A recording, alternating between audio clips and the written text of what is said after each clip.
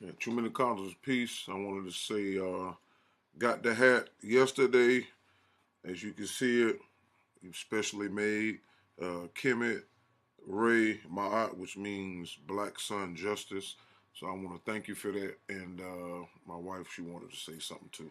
My hat was specially made as well, and it means first to step out of the waters of noon. And I want to say thank you to my aunt forever. Very nice.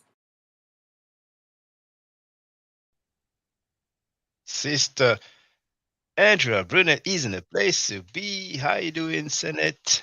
I'm doing well. I'm doing well. So you have something to show us today?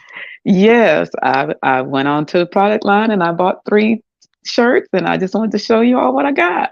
Oh, let's see. Okay, so this is the first one.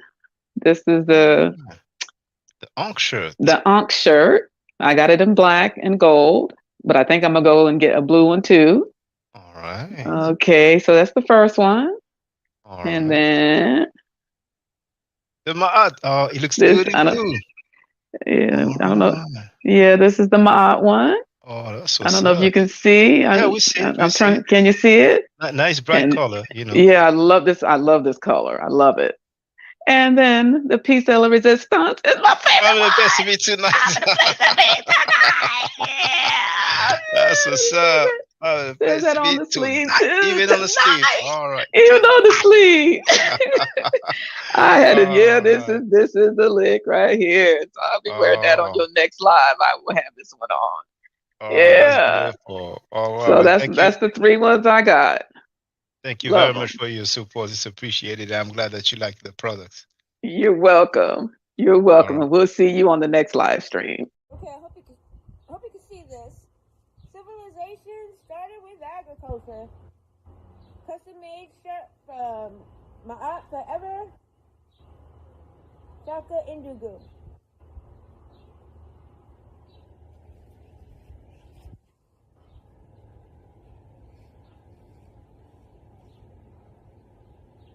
Civilization started with agriculture.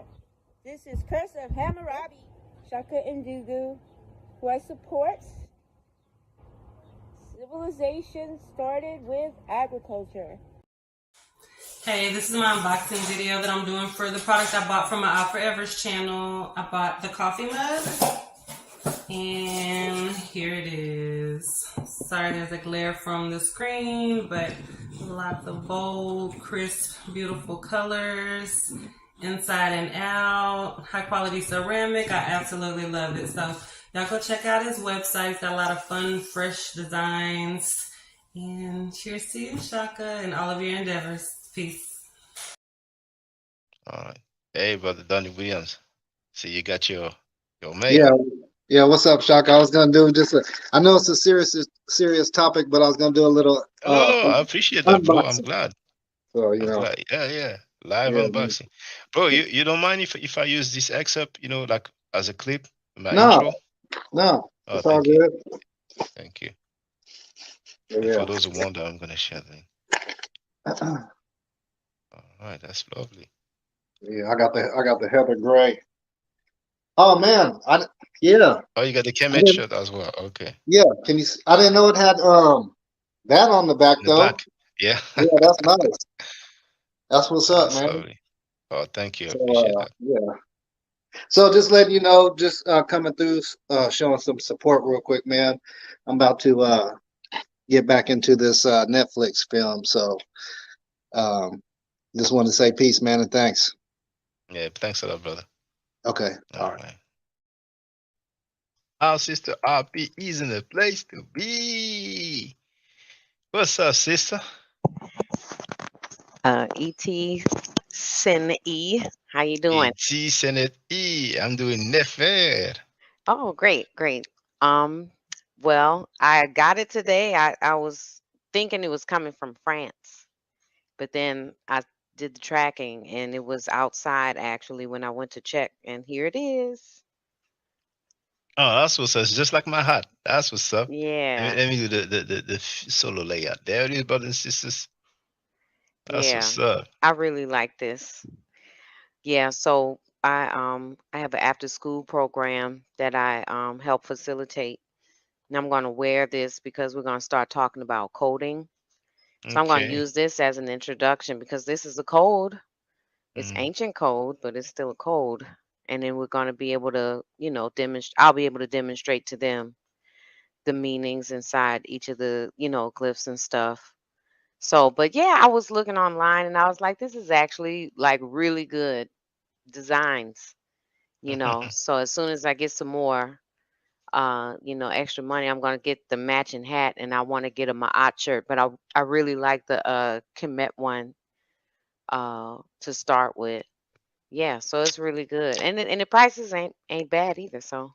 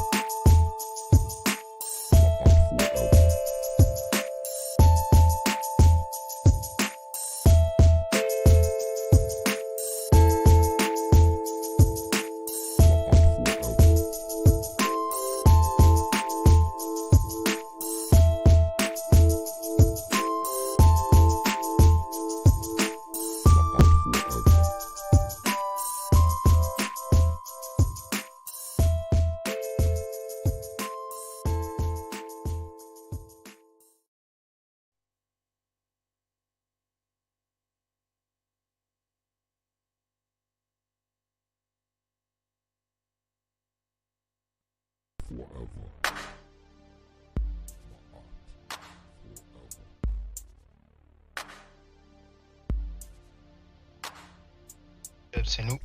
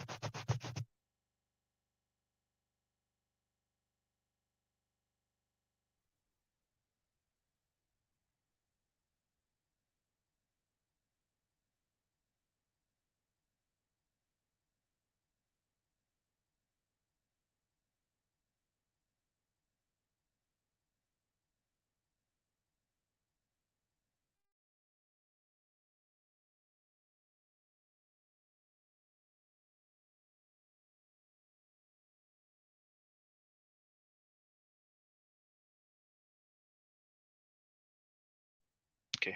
1, 2, 1, 2. 1, 2, 1, 2.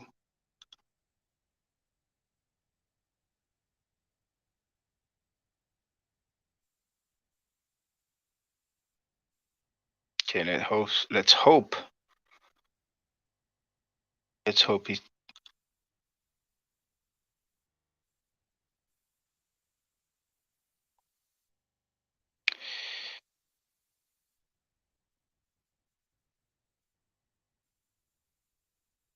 starts again. Is it?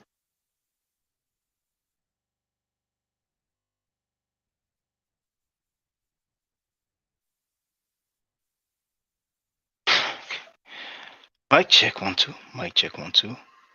Mic check 1, 2.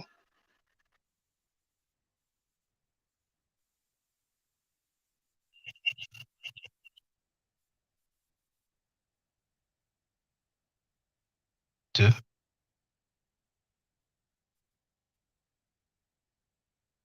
1, 2. It's not working when I'm talking.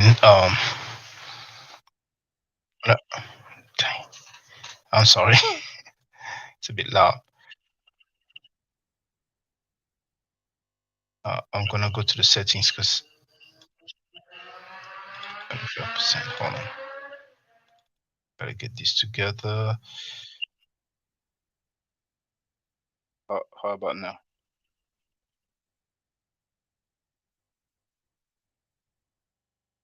How about now? How does it sound now? I can hear my voice, by the way. I'm sorry. I'm gonna go through the comments. I can hear my voice. I'm saying this on purpose.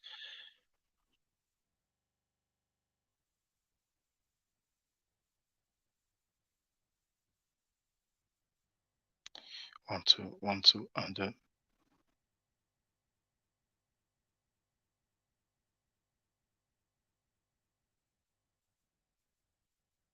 Okay, good.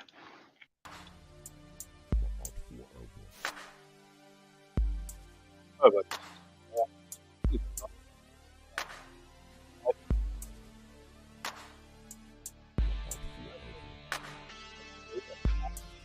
Hieroglyphic, Medu Neter, language of Kemet, African culture. You know what's funny is that I knew it's been months. I did not go through the museum artifacts.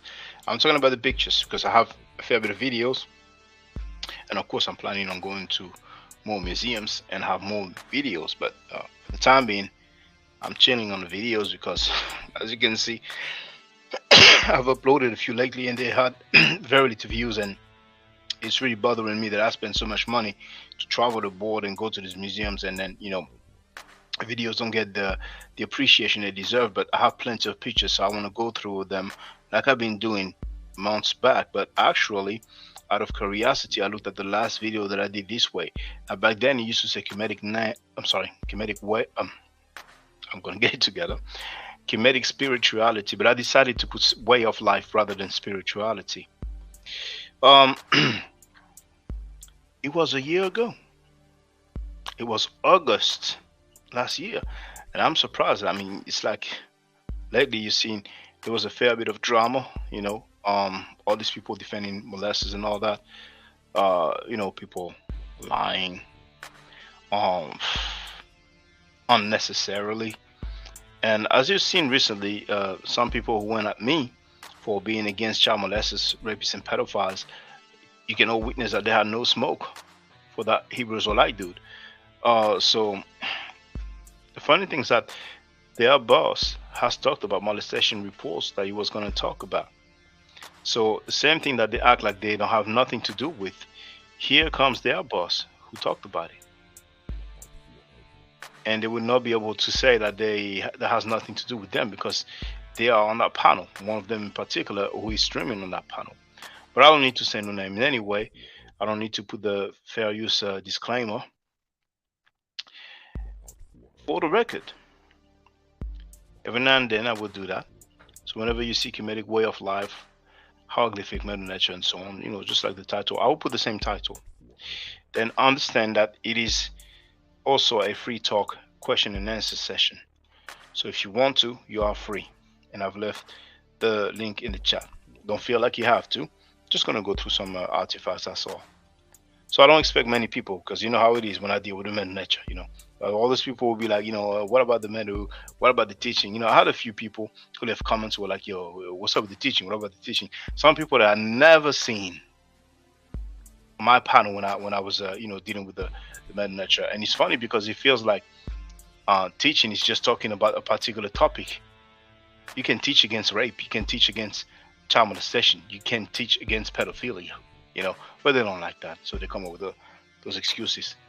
So let me see who's in a place to be. We have Andrew Burnett who's in a place to be. We have Anonymous and Unidentified who's in a place to be. We have the Bennett who's in a place to be.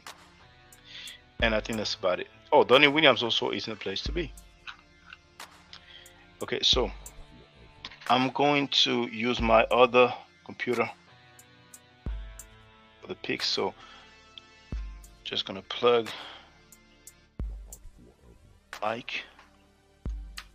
Oh yeah, I have to share also. I also got that. Okay, I want the sound off. There it is. So I hope you're doing well. And really, I've been doing a lot of cursing lately.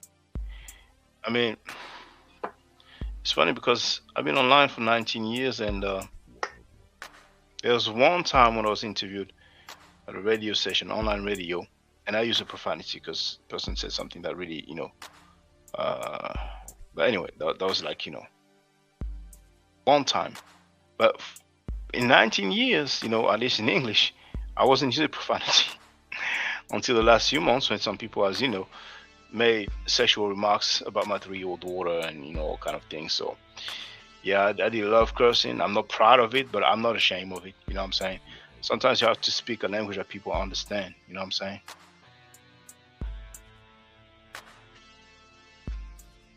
Now, V. Bennett wrote,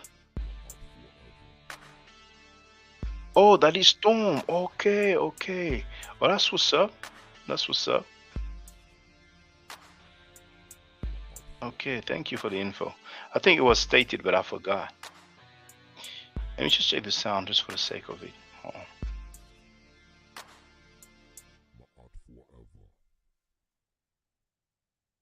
Okay.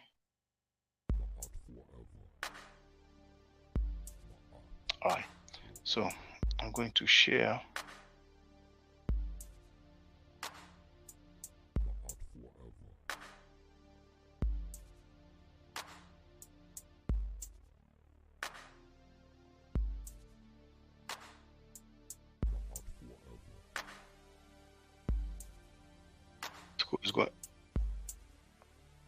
School is going to resume, so I'm quite happy about that.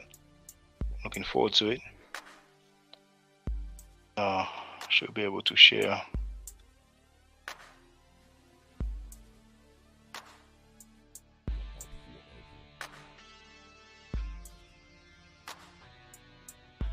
Okay. So that was the last artifact that I went through a year ago.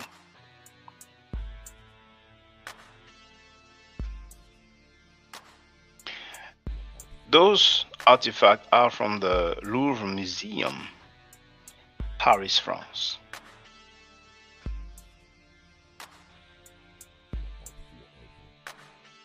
I don't know if I have any close-up. I will see on the next pics. But some of you know. Here we have the eye,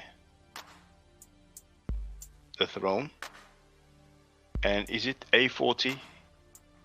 Garden reference A40. The seated man with the beard. What you see here is the same that what you see here. It was a shame. I thought I had a...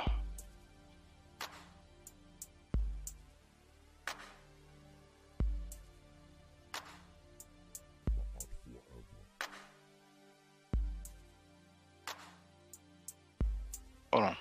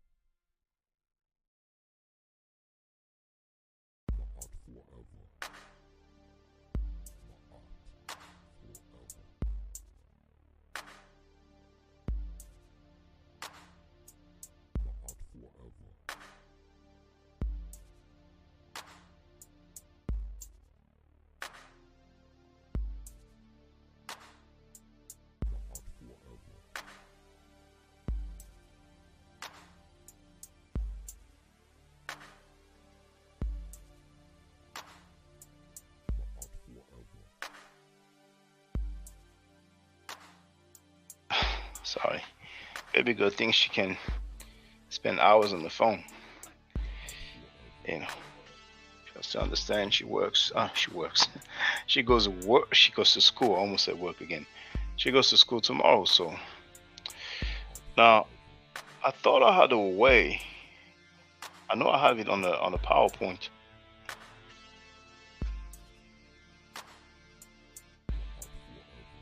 I thought I had a way to have a pen.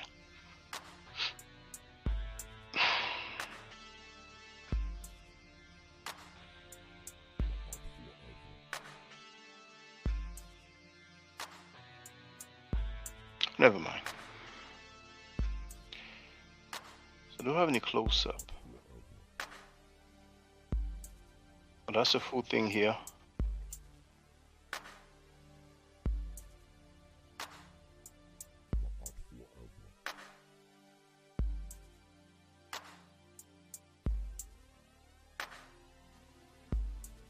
Oh, and that's funny.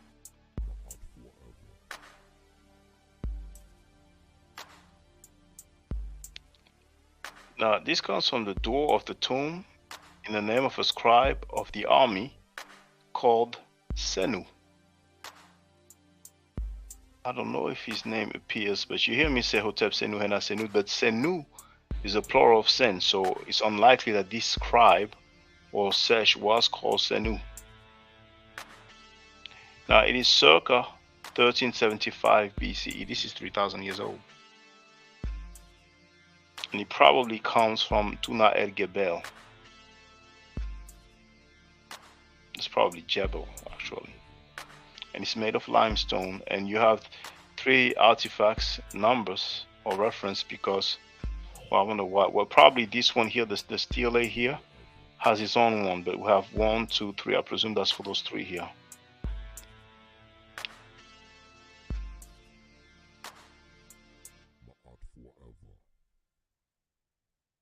Wondering if I'll be able to see his.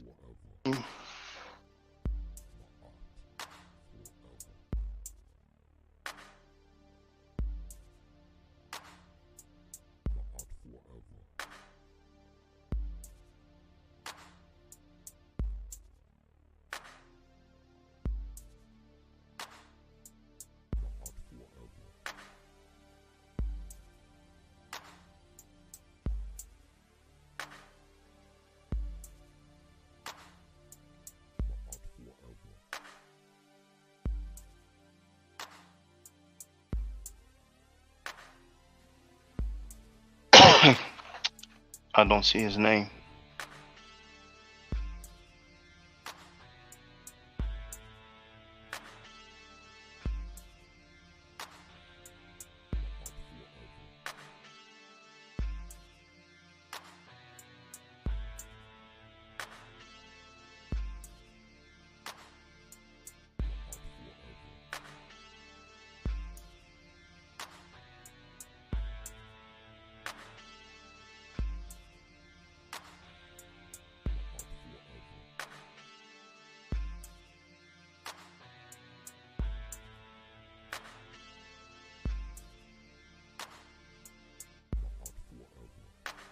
Maybe we'll have his name on that small stele but I don't think I had a picture of that one.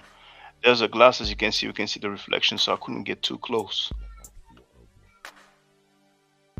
And at the time, I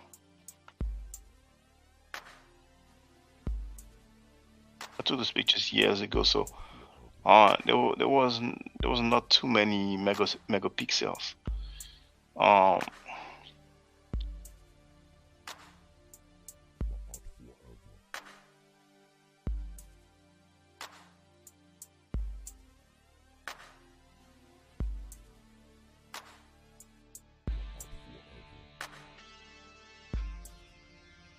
Now here we have Senu.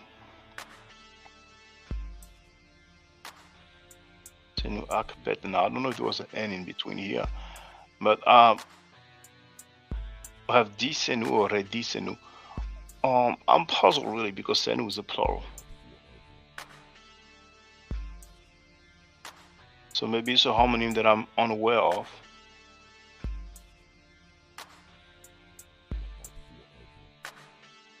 Anyway.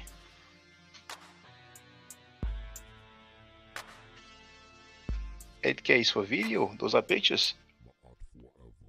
But But no, I don't even think 8K existed when I took those pictures. Matter of fact, I think the date will show.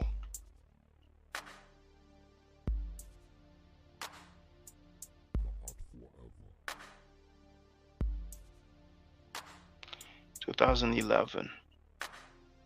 Took those pictures in 2011. Okay. Over 10 years ago.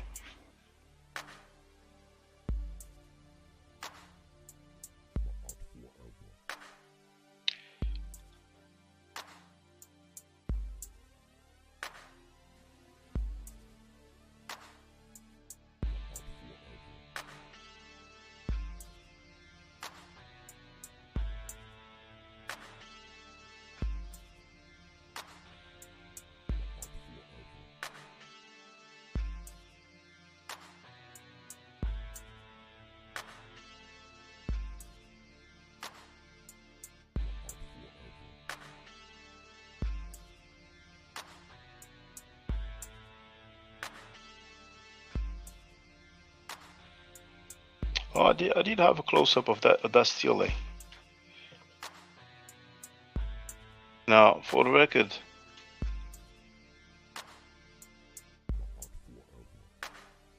the royal scribe, sorry, the royal scribe Senu adoring two genies.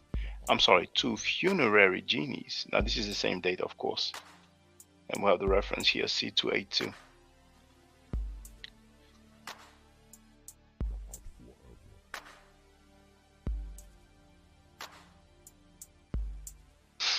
Oh, hold on, I'm looking at the wrong one.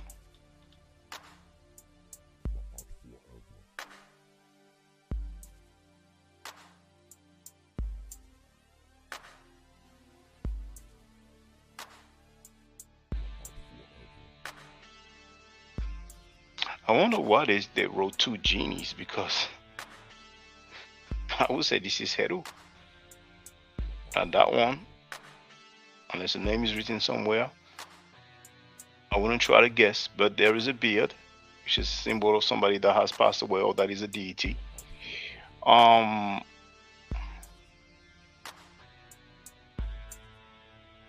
Here we have words spoken by the royal scribe,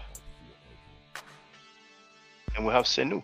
So, okay, now this time, I mean, earlier, for those who know the Medu Neter, we had for the cloth, for the S sound, here we have the down arrow.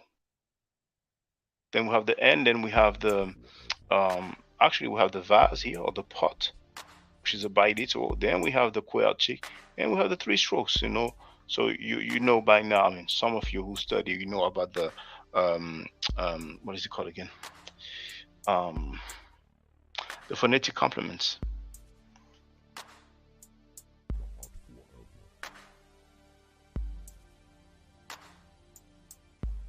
I wonder why he was called like that. As far as I know, that's a plural of brother, which is Sen.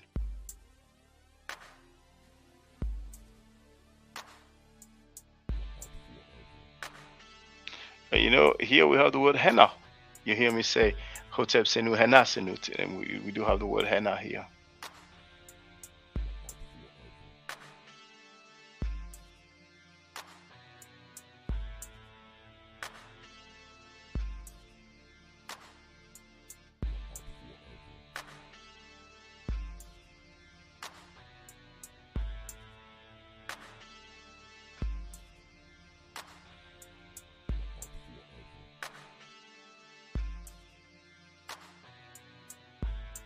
The same thing here.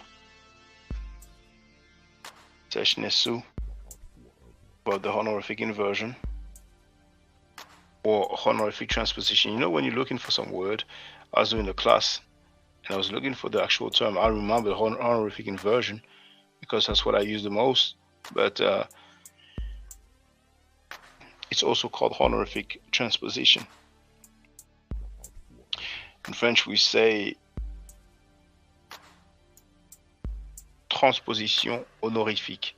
Now here, this individual wears a leopard skin So most likely that's a priest.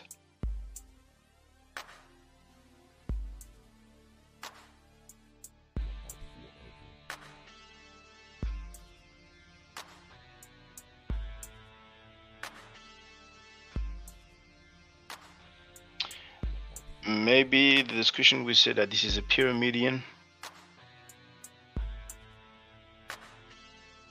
Doesn't mention it. It says a couple receiving a funerary offering of their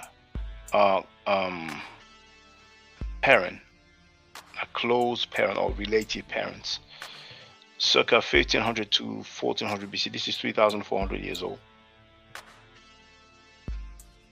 Hold on.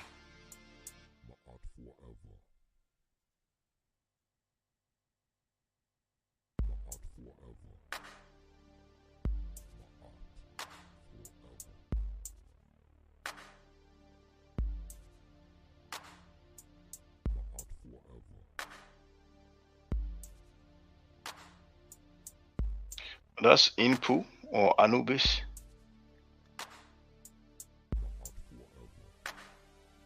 Color has faded away, but we can see remnants of the red ochre. I'm not going to try to read what we have here because it's not in great condition. The picture is not the greatest either, but the next one is full of color. Yeah.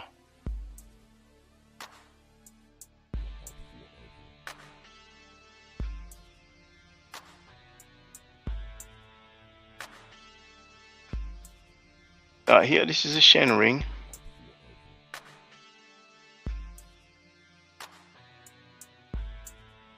We have the Ujat.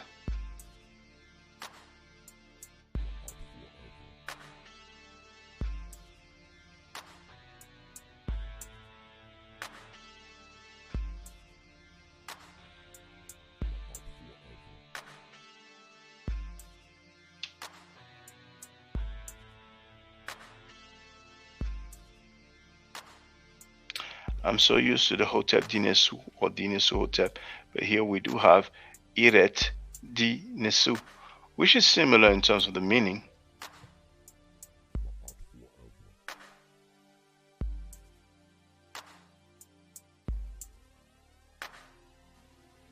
But I'm not familiar with seeing that expression often. So Iret Dinesu Hotep and Usir Nka Ek Chet Nebet Neferet Wabet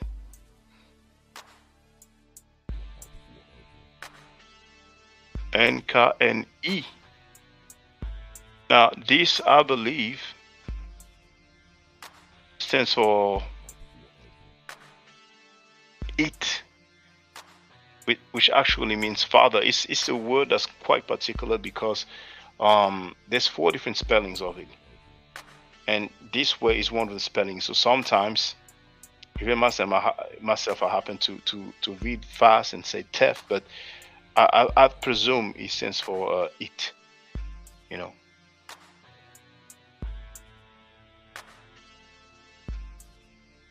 This looks like the Asde, that stands for Setep.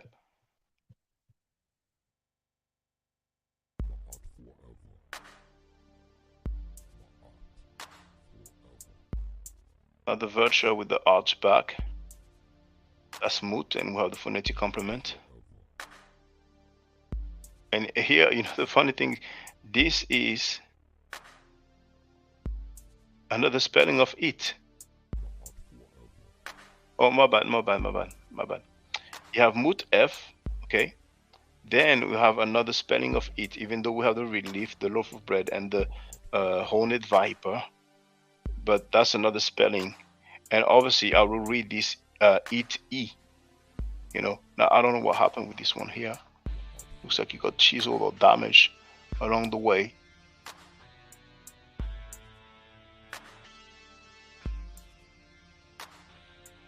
But yeah, it will have Sat F, Hat.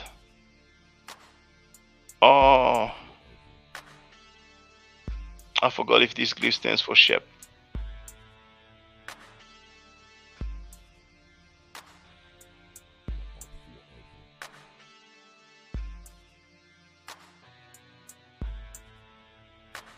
I cannot tell what this one is here.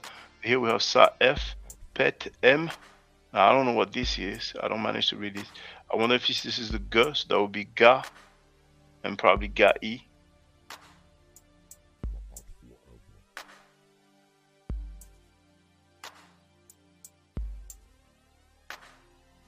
Samut E. We will have the, I presume we will have the description after, so we will see if somebody's name is close to that.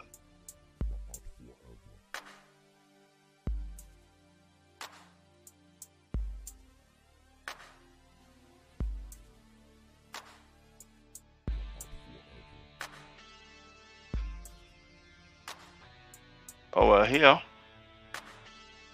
we have Sa F, Imen M Hat. So in English we say Amen M Hat. Now here we have, this is a single glyph by itself, which stands for Kemet and other derivatives. Now we do have water coming out of it, and it looks as if the water is going on the or inside the lotus flower. And here I'm not sure what the object is, but if that is liquid, then it seems like it is going also in the lotus flower. So I wonder if this is some recipient, some sort of vase with the shape of a lotus flower. But she is presenting a lotus flower here, and this guy is holding also the lotus flower.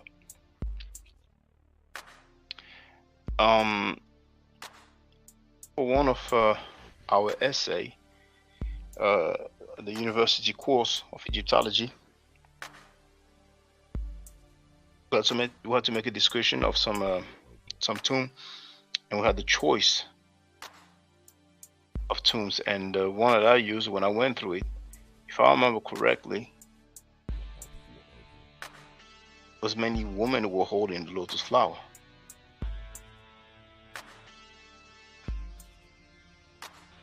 But that was a particular tomb, you know, that's just one tomb.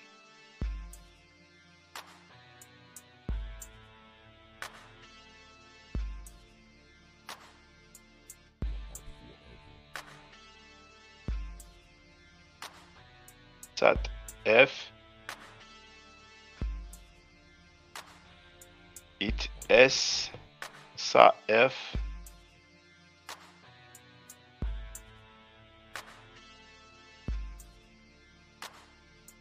okay. So for the record, before I move to the next one, you can see what happens when the color is fading away because it's so old. So most likely this lady here smelling the lotus flower, well, actually you can see the remnant of the yellow ochre here and here, you know, but it's so old that it has faded away. Here we have the Hotep Dinesu, Usir Nebjedu, Echer A, Neb Abju. Damn, it's been a while now. Is it Web White? This looks like Inpu.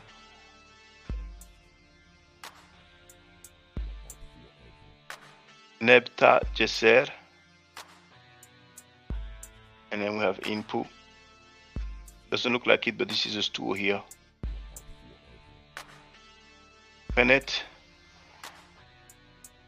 Neter. Now I don't know. I cannot tell what is here.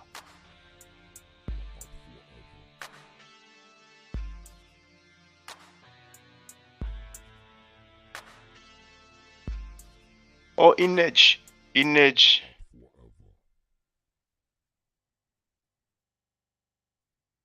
Inej. It looks like Inej and Eat. Then this looks like Passaget to me. The Iniad. Emit M.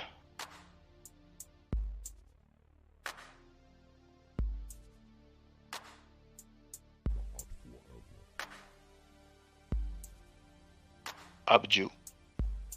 Abju. Now, the way Abju is written here, for those who are familiar with the Medu Neter,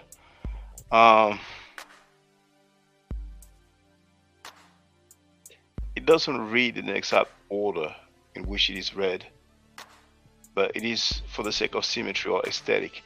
This may not look like it, but this is a heel, the heel side, and this is the Newt glyph, reference 049 if I'm not mistaken.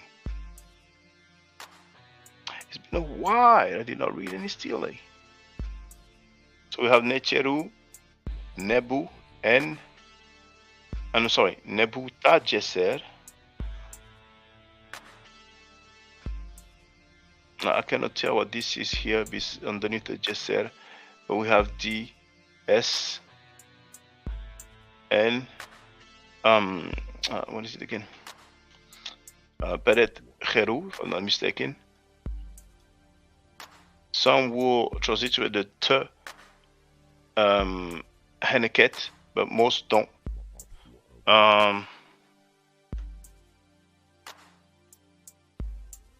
That's the first Egyptologist that I've seen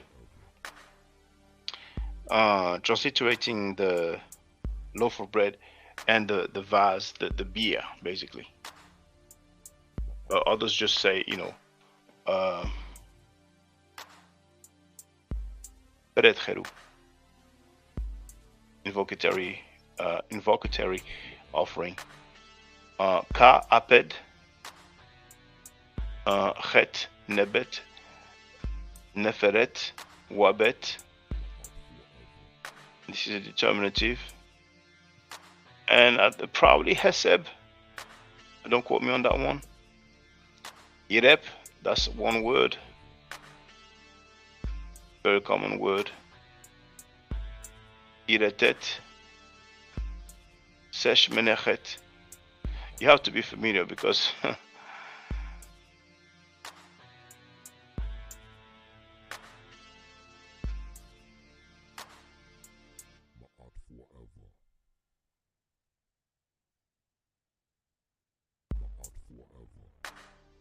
I forgot how it's pronounced, that plant.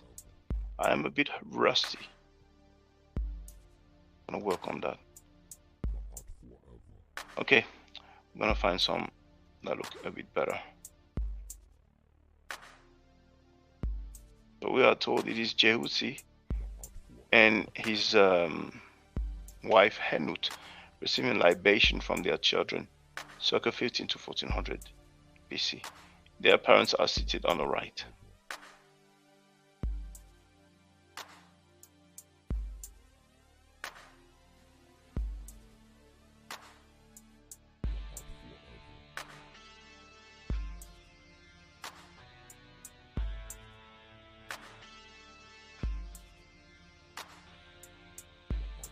Oh, that's nice colors here as well.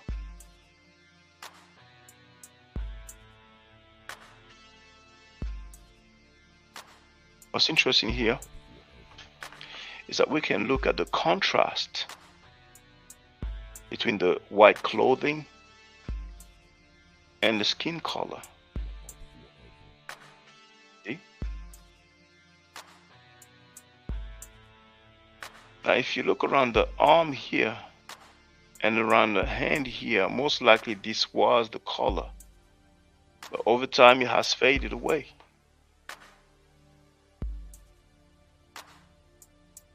Now it looks like they have some sort of bracelets. But anyway,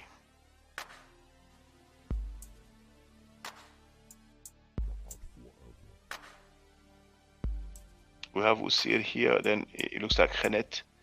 Now the rest I cannot read, but usually it says Lord of Eternity and so on.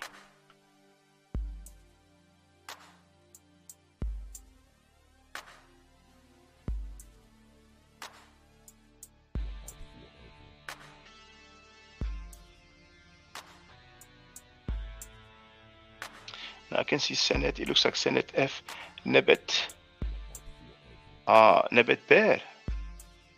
And we have Ma, N, and I cannot tell what this is here, if this is the E. So here, it's ma'a. It's not ma. We have the I as a determinative, so this is the verb to see. I mean that as far as I'm concerned, that's what it would be. We do have the chain ring again here, and the two ujat eyes, and amazingly, what looks like a some sort of part of recipient.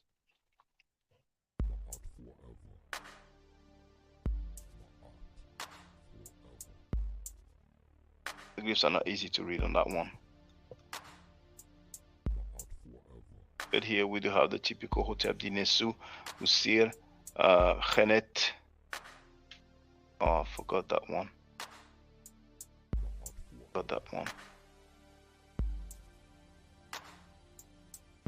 Mecher R. Oh, Tar isn't a place to be. What's up, brother? Donny Williams, I missed that. He wrote beautiful Stella. Or Steely. So nature R.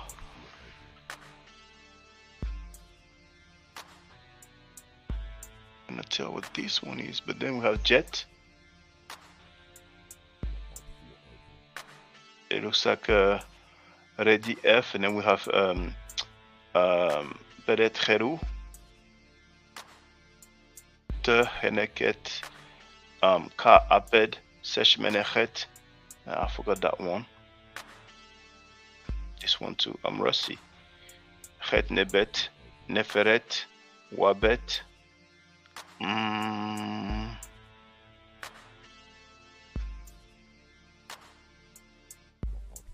Cannot tell what this is here, but here we have Irep again. Then we have Iretet.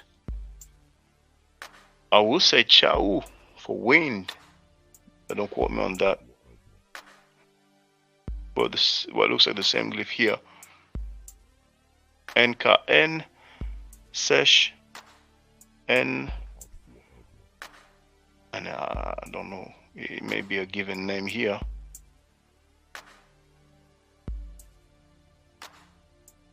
Uia. So this probably is a boat here.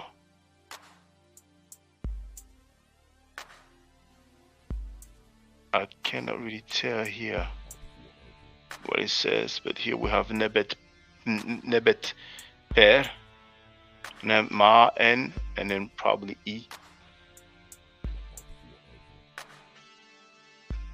Insa S. So that's a plural here. I don't know, thinking it says something like their son, but I'm a bit rusty. Not leave it there.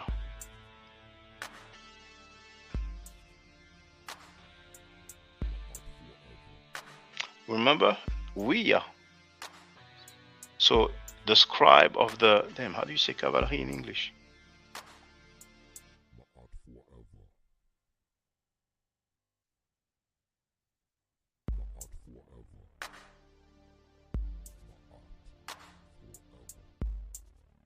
Say cavalry. Okay, it's the same word in English. So the scribe of the cavalry, we are in his family, paying homage to the god Osiris. Circa 1400 to 13 BC. Sorry, 1350 BC. Made of limestone, and the reference is C82. So the name Wea is here. Quelchic, relief, G1 vulture. Oh, here I can tell this is the glyph.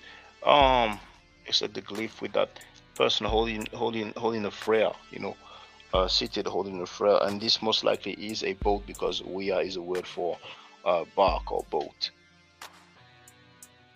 It's funny, I've seen one person called Senu, and we have one person called Wea.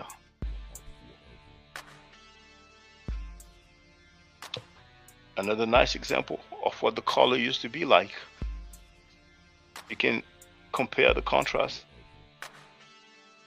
with the clothing here and the skin tone. Now here you can see what happens when it fades away. And this part probably was the original color, so it is dark brown originally. Remember the convention of red ochre? It's funny we say red ochre. We could say ochre, period. Because here it's not red, but it's brown, but never mind. For males, and yellow ochre for the females.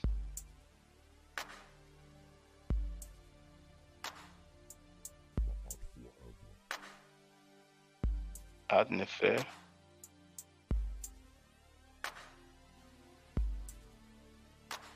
EP. Maybe that's a given name, EP. We will see what the reference says.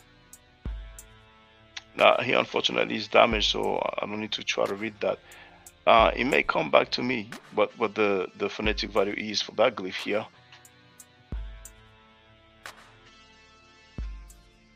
Here we have mes n. Oh no, not n. It's ma'acheru. Ma'acheru. It looks like a duck, and we have the F, so Sa F. Here that's a hotep.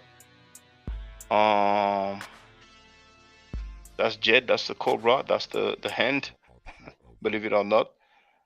So Jed N F, and then I don't know if it's an N here. And here we have, okay, but here we have Mes and Nebet Per, birthed by the lady of the house. Oh, here we have Neb. Neb or Nebu, the necklace. And then we have Neferet.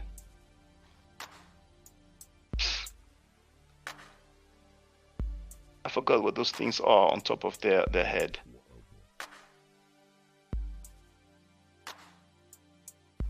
So here we have Ptah, Mer-I.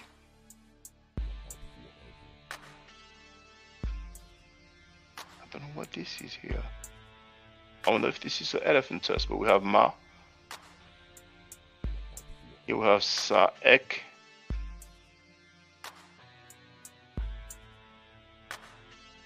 Got the loaf of bread, so I won't say Sat-Ek.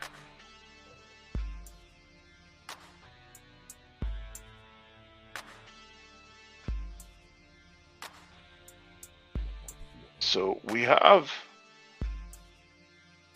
Neferi or Neferiti. We will see what the discussion will say. We have Ur, at Ur, Teti. But here we have In. Okay, let's see what the name is. So that's a typical offering right here. I need to read this out. I'm curious, but we have Neb again here. Hotep Dinesu, Usir, Hekat, Jet, Redif, Chet Nebet, Neferet Wabet, Ankh,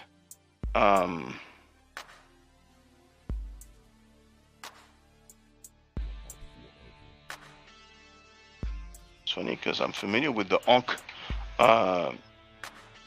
in nTr, but here it's actually Wabet Neferet Anku. And anyway, I'm not really sure here, but we have Sesh Menechet. This one and this one I forgot. Then we have S, Ur.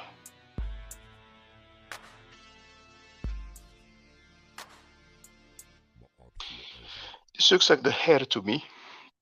The facing from the front. That's the leg. It looks like the pa here. That I cannot tell.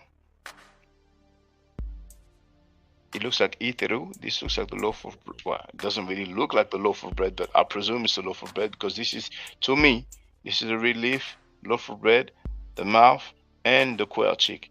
And this will be the determinative for water, the three water wave or water ripple. So iteru will make sense. And KN, don't know if this is the elephant tusk.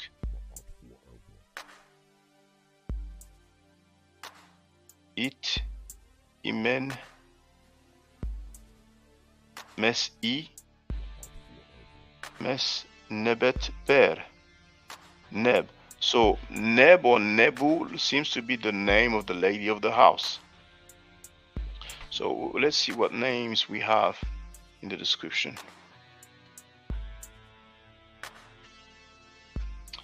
Imenmes seated with her son Imenhetep and his mother Nub Neferet. So I did not read the name fully, but I did tell you about Nub. So, and for those of you who are lucky to have a museum nearby, then you can do this exercise. Whenever you have some large figures, most likely you will have their names somewhere around the large figure. And usually the large figure is the main person, the most important person, the person that the artifact is dedicated to. So most likely we'll have the name in the description. So it's a good exercise. But here indeed we do have the Nub, and then we do have the Nefer here. Now,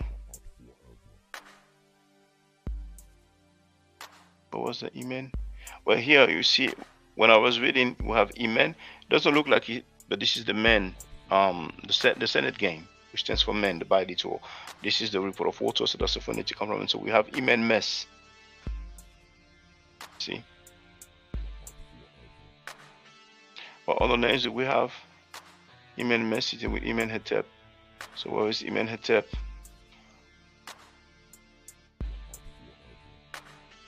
That's what we call Amenhotep in English.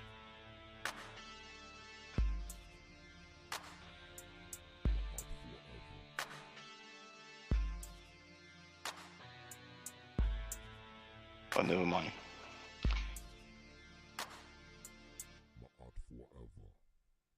Now remember, every now and then I'm planning on going through some museum artifacts, and whenever it's the case, feel free if you have any questions, even if it's not about the Medu Neter, you know, rather than putting free talk questions and answers, I'd rather have this and keep on pushing. I'm sorry. So here it looks quite reddish, but when you compare here with here, you can see that this was darker initially. So this is funny. It's probably the first time that I see that. Now you're familiar with the sun and the wing disc. That's the sun, that's the wing. As you can see, we only have it on one side. I think it's the first time I see that. And it was important for them to put the Ujat right here. So we do have Usir, Hekat Jet. I would say that's Heru. And here we have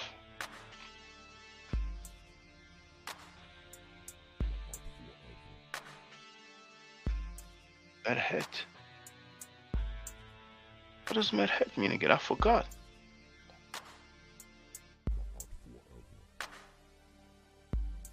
I forgot what Medhet means. So we have the Freya here. It went dark all of a sudden.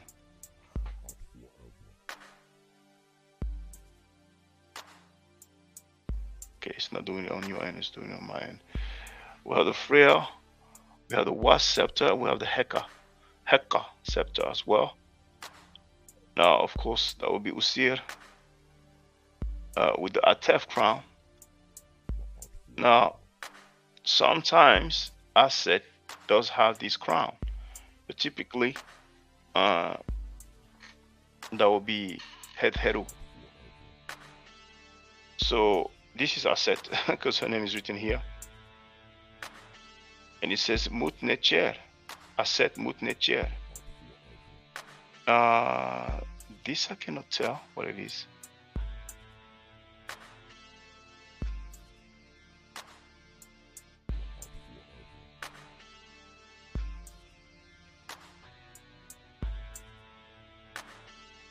So here we have, I think that's Her or Heru. Inejhet F Sa Asset.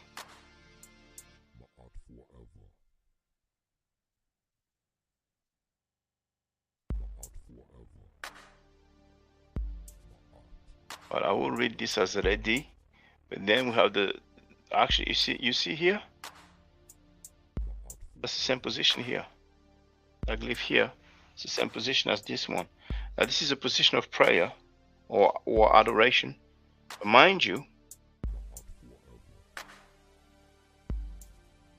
we see it like this on the side, but once again, the arms are at the same level. It's like that, not like that. Not one arm forward. And I've shown, if I'm not mistaken, I've shown two different artifacts where we can see that, where we have the statues facing us from the front, you know, because a few people go like this, you know, like this, but no, it's at the same level.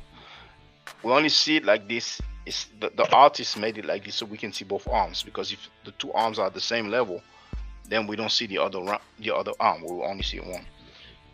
We can get, you know, we can just be more accurate, you know. It's not about being perfect, but it's just about being more accurate. So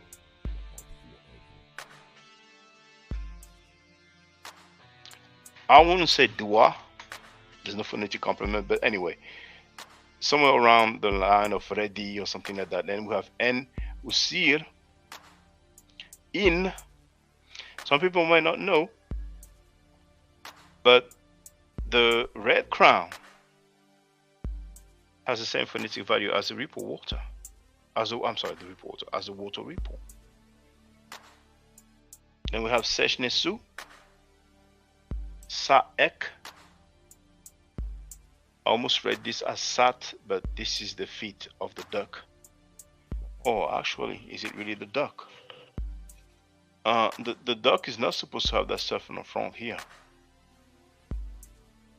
But maybe it's just damaged over time. But here it is definitely damaged. And that's the one I was telling you about earlier, the seated person with the frail.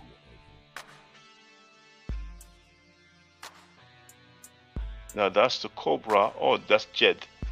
That's the hand.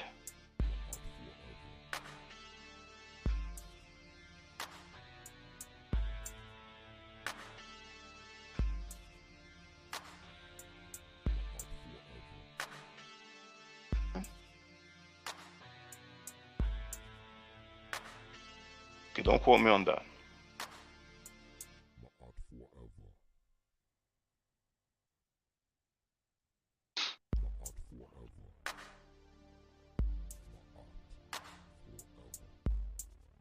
I think it's Jed.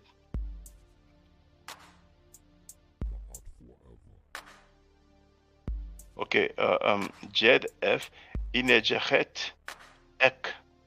So this is a greeting.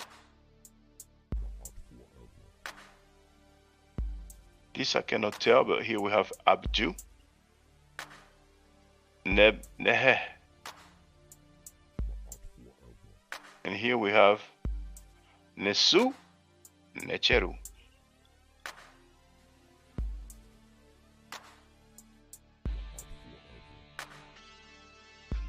Nebet Peri.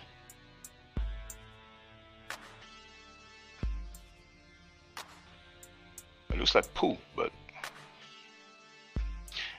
Nebet Peri Ipu. Maybe the wife is called something like Ipu. We will see what the description says.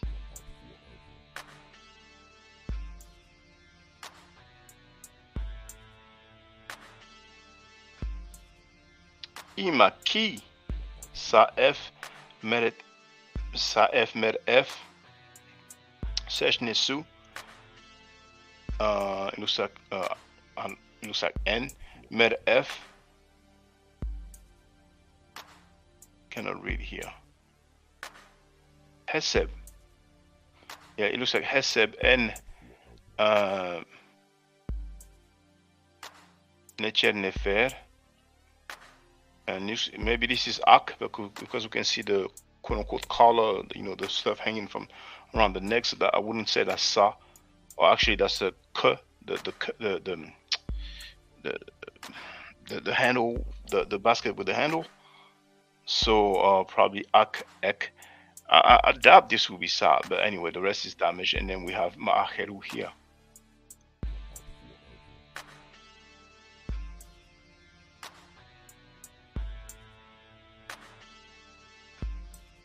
So Hotep Dinesu Usir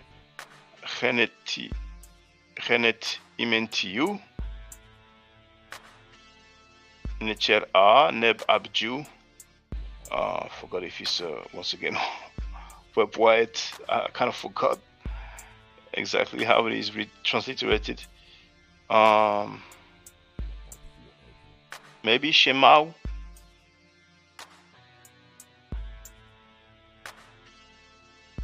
But this looks the same as here.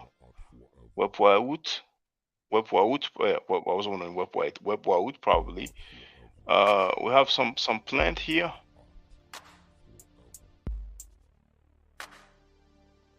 Probably input here, because this looks at the reed leaf here. This is the water ripple, and probably this is the stool here, and then we have the Kemetic, so that will spell input.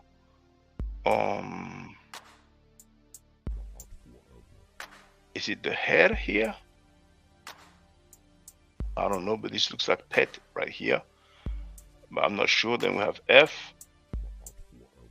Now that's one of the easiest deities name to read for those who take the Medu Neter classes.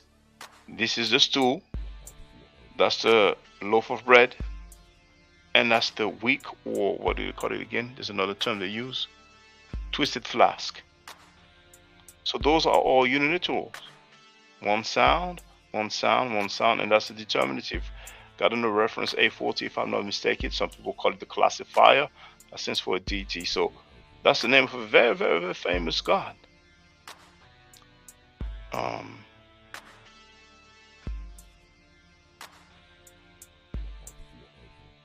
Oh, how amazing. You see, now this is not the typical order.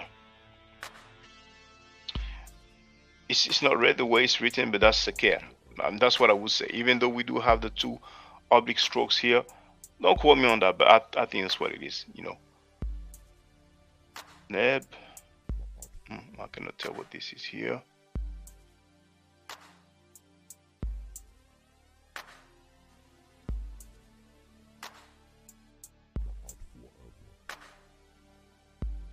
Whoopet.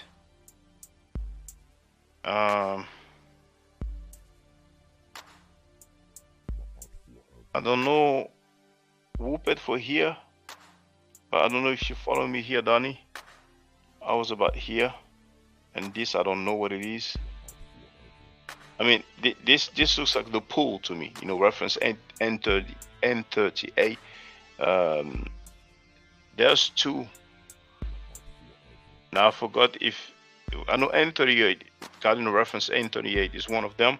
The other one, it may be N37 or N39, but there's two variants. That's obviously the loaf of bread, but that one here, I don't know what it is. But this looks like the pool to me. Yeah, definitely, yeah. That's what it is.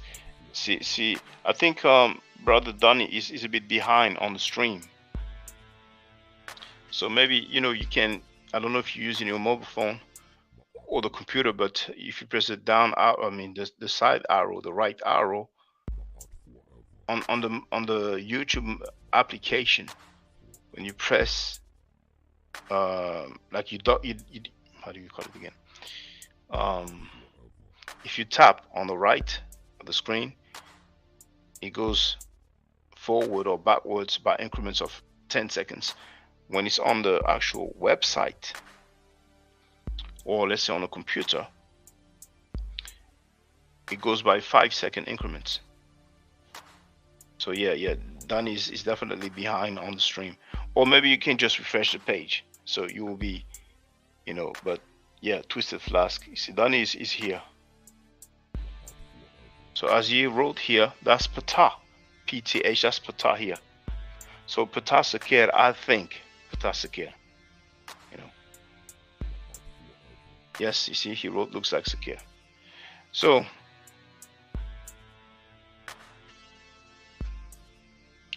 That I don't know. It looks like the top of a pot. Cannot tell what it is. This one either.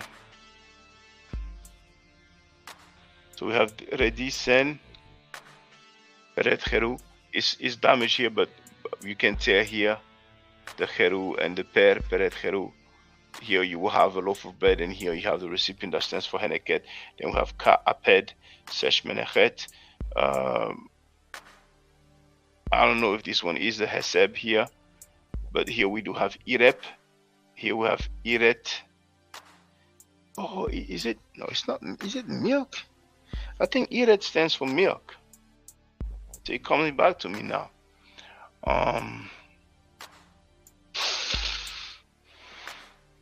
I think it's Iretet actually.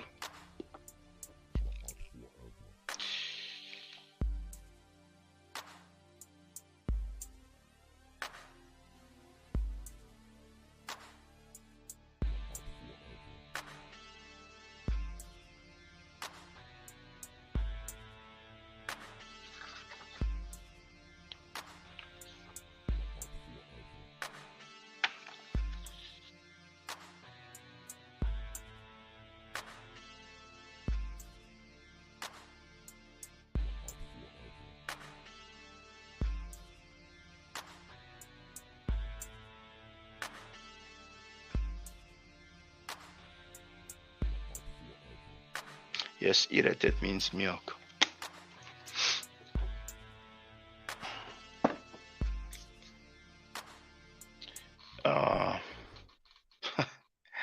Real, he always has something slick to say when we deal with the Medu Neter. He would, lol, you're funny, yo. If we were going to the Hebrew, he wouldn't write that. When we tell him about something happens with the Canaanites or the Bible, then he's looking for something in Kemet that was like similar or as bad or something like that. But it's all good. Blaya is in the place to be here with Hotep saying, Shaka.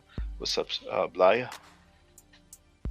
So again, it's the good brother who made that layout for me. He made the first one, and then he made the new one. I need to plug my laptop because the battery is about to die. And he made a new one. I didn't even ask him. I didn't even ask him the first one. I made a struggle layout. I made a struggle layout, and he saw it. He's like, oh no. And I received an email. It's like, there you go, man.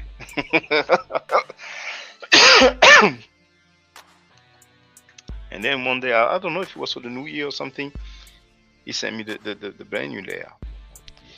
So Young Harold's in the place to be. It's been a minute. How you doing, brother? Tuviorio wrote facts. He agrees with what I said. He has to counter whatever we say about the Bible. The Bible is his foundation. Yes, a greeting from Andrea. He wrote, I gotta get y'all back for my bruise. Hey, it's a free world, a free country. TRR. I may use that because it's shorter than Too Real. So remember, brothers and sisters, it's actually been a year that I did not go over those museum artifacts.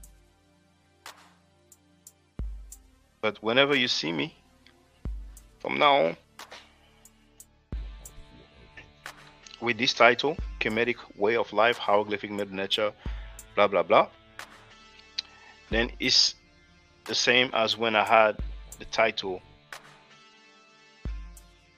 Free Talk Questions and Answers, or Q&A.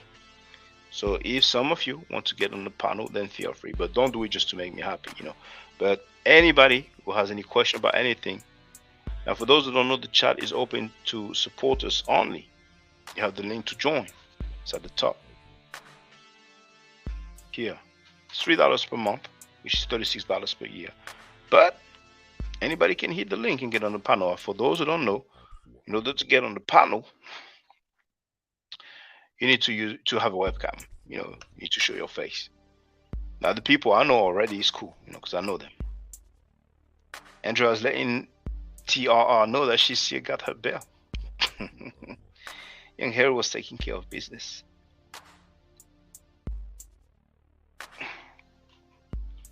So I was around, yeah, Iretet, Chet, Nebet, Eferet, Wabet. Then we have Chet again. And then we have Nebet, and this time we have, that's a twisted flask. Oh, this one is used for Bener. But because we have the twisted flask, it may be another word. But this, if I'm not mistaken, is the date. Which also stands for, what's the other word? I think you have it for Nejem, which means sweet. And it stands for, it's used for Bener as well. Oh, Jade, it's been a minute. Hold on. What's up, Jade? How you doing, brother? Hey man, how you doing, bro? Oh, I'm chilling, relaxing. I'm not cursing, replying to people. I'm in a cool mode. Yeah, you're teaching. So I got on a bit late. So very interesting. Are you a Yeah, little bit? You need to brush up on your Medu Neter or something, or yeah, I'm rusty. But I wouldn't call yeah, it because you've teaching. been I'm actually give Medu Neter classes, so it's just me right, just going off the dome, going to artifacts. For those who wonder, when I right. do the Medu Neter classes, it's not like that at all. You should have the references, the vocabulary, and we go through, sentences and all that. But what's on your mind, brother? It's been a minute, man. How's your wife? Yeah. She's cool. She's sleeping. She's good. Yeah, we're trying to book a flight to go somewhere. Okay. We're here. We've been doing a bit of filming in London, and just taking it easy. It's be soon Christmas, so yeah. I think Yeah. I mean, I don't celebrate Christmas, but the year has flown by. Some of the stuff that we wanted to do. Yeah. Time just flies, and Time but yeah, flies. I agree. I find it very interesting, the Medu Neter. I was wondering what was life like in Egypt? Is there any sort of historical records or? Oh yeah, there's plenty of historical records. It's all over museums. I mean, I'm sure you've been to the British Museum, right? Yeah, I So have. you have. I mean, that's really one of the museums that has the most artifact about ancient Egypt. And the issue is just knowing the language, but a lot of translation has been made. But the interesting thing with Kemet is that we have the writings not only on the steles, on the pylons, on the papyri. Papyri is a plural of papyrus, but we have it on jewelry, pots, um, wooden artifact like um, um, like cause I don't want to say cosmetic, but like things for maintenance, for like combs and stuff like that. All sorts of different artifacts. What is it called again? Furnitures.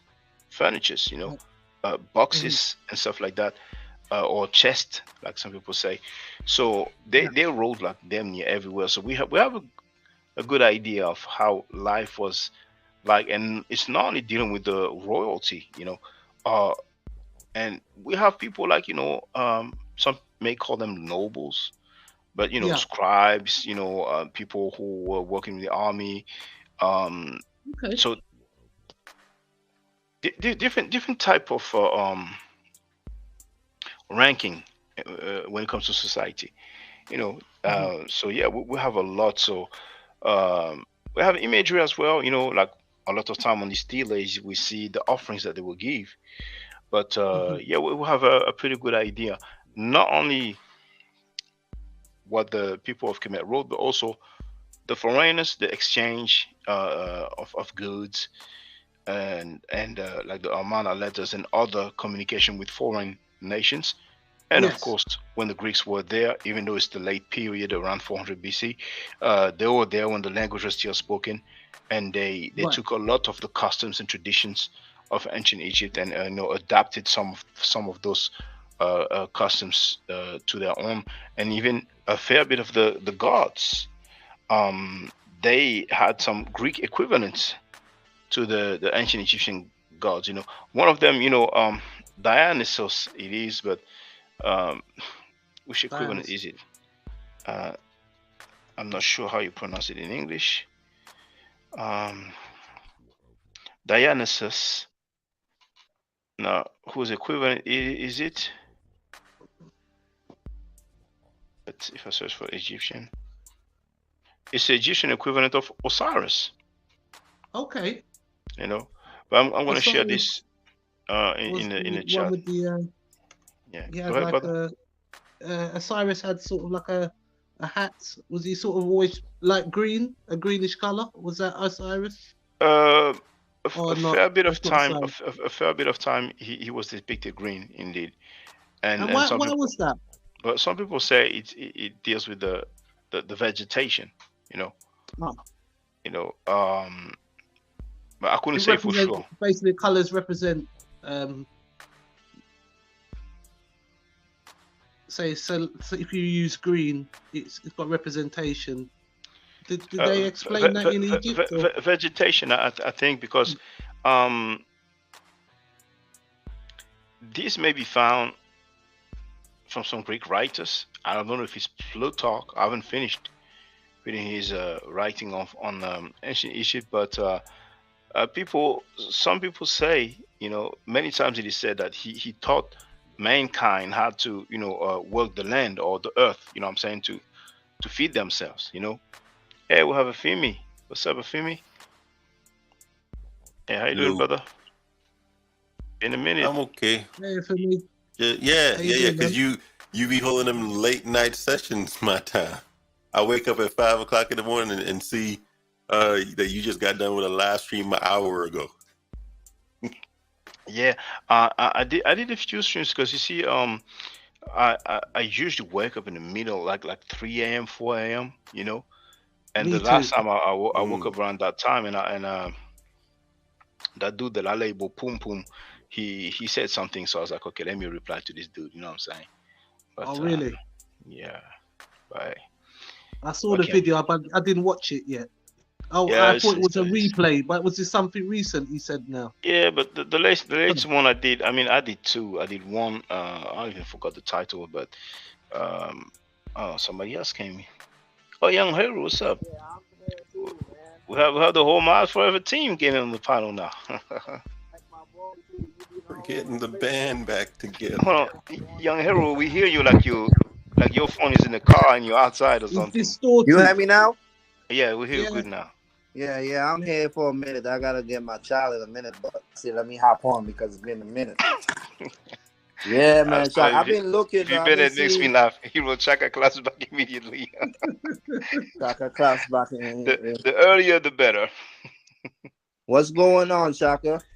Oh man, chilling. You know what I'm saying? It's been a year. To my surprise, I didn't know it was that long. So I'm gonna try to do that on a regular basis. And every time people will see Kemetic way of life, people see me going through the Medu, it's the same as free talk, question and Yeah. answer. I So say everybody feel free. I gotta go back because I missed the majority of it because I just finished work not too long ago. But anybody that's interested in history, interested in self awareness and knowledge, they should pay attention because that's what you get from Kemet teachings. Yeah. There's a lot to it. There's a lot to it. And So there's so much. Yeah, go who ahead, was brother. this Go ahead. guys you said that teach people how to work the earth or to garden and A lot of time they say it's Osiris, Osiris or Usir or okay. Osar, that he taught mankind, how to, cultivate basically, Right. So a fair bit of time, Osiris is depicted in green color, and some people presume that's the reason why. I cannot say for sure. I did not come across a writing yet that says that, but most likely that may be the reason why. But Right. it's not always depicted in green because sometimes you have different material for some statues, and You don't always have, the coloring, but yeah, a fair bit of time, we do see him depicted in green color. Yeah. Right. So let me ask you a question. We basically know that. So the Asa and Osiris and them was myths, right? You could say that, but the thing is that we don't have any date for them. Yeah, So because they make them seems like they country. You know, like how you have biblical narrative, but the biblical narratives is usually superstitious and supernatural. You know, for the but most part, yeah, the yeah, biblical but with yeah yes. with Asa and them, they have more like direct connect to humans beings, like they teach them stuff. So sometimes it make it seem like the person actually existed. You see what I'm saying? Some people argue that because we have a tomb of Osiris, but the thing is that um, they are they are gods, but in Kemet they are human beings Right, who are later on deified. You know, right. and So, in the Oxford History of Egypt, I hope I got the title right, edited by Ian Shaw. There's some examples of that. I have that somewhere in my notes. But actually, hold on. Good for me to show some examples, but there was some. Hold on, more. Is it? Hold on, let me just try to open that one. It's gonna be here. Search for it. What? Not available? I'm sorry. What is he talking about? Not available. Try again.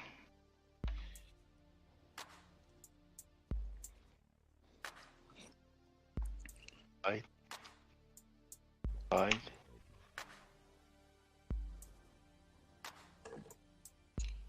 Let me share my screen, and we're gonna see how many entries we have.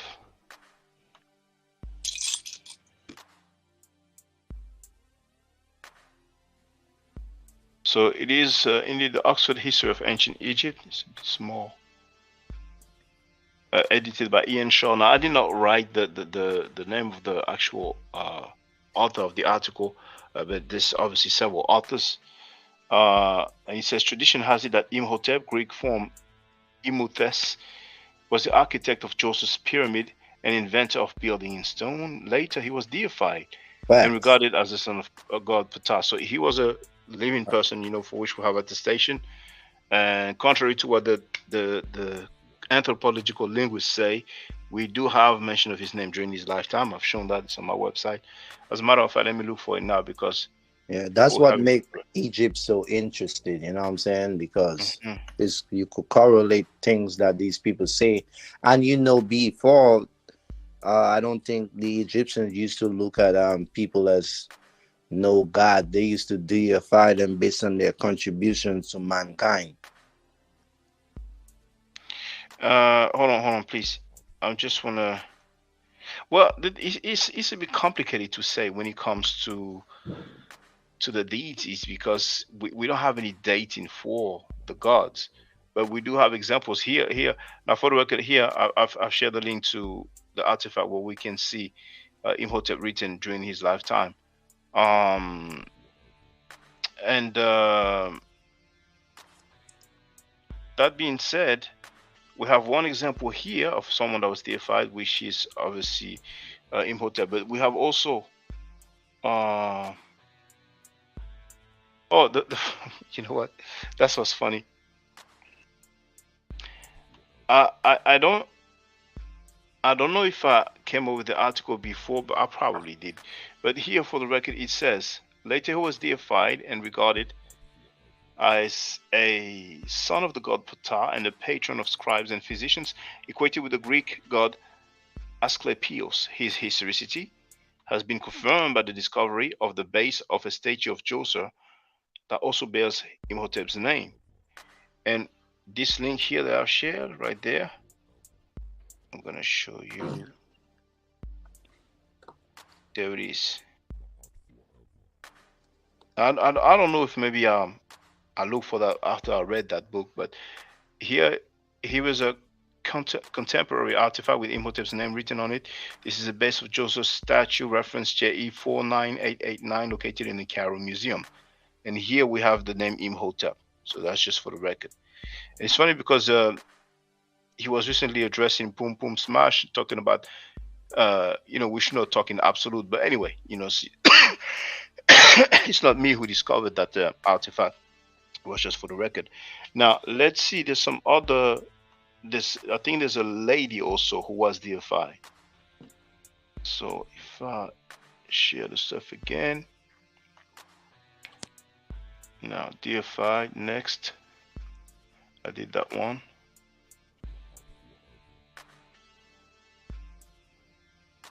Oh, actually, well, okay. We have a 6th dynasty local official of Elephantine called Hekaib. And now it's funny because when you're familiar with the Medu Neter, you can dissect the words. So we have Heka, which means, it can mean magic or ruler, and then Ib, which means heart. So he was deified after his death. And a series of votive stelae and statues has been found in his shrine. Now, who else? There it is. We have Amenhotep the First.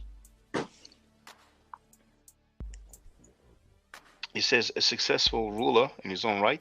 This is perhaps best borne by the fact that soon after his death, both he and his mother were deified and worshipped at Thebes. And is there anybody else that was deified? No. Hold on. Let me do search. But here we have already 3 people. Yeah, I didn't mean to take you off topic, Shaka. Yeah. Yeah. No, it's okay. It's okay. But yeah, do you think, brother? Do you think? Go ahead. No, but you're just clarifying stuff to me that I already know because, like I said, the whole concept from gods and whatever the case may be, it was human beings at the time and they deified them as such. But I'm not saying it's the case for all gods, though. You know what I'm saying? No. I'm talking about ancient time. And some of them may have been, some attributes, when it comes to, some forces in nature and so on, The interesting thing with Horus is that I knew, and I'm sure many people know, that eagles, falcons, and so on, they have a very, very good eyesight. Right. And maybe that's why we have the Ujat eye. But also, I think it's called the peregrine falcon or peregrine eagle, is actually the fastest animal on earth. But that is because, he flies so high, and then when he is looking after a prey, he's just diving. And as he dives, I think he goes up to 200 miles an hour or 200 kilometers an hour or something like that. So maybe that's some of the reason why they chose, the falcon or the eagle to represent Horus, because the fact that he can see so well from so far away and being also so fast, But yeah, this is so much to it.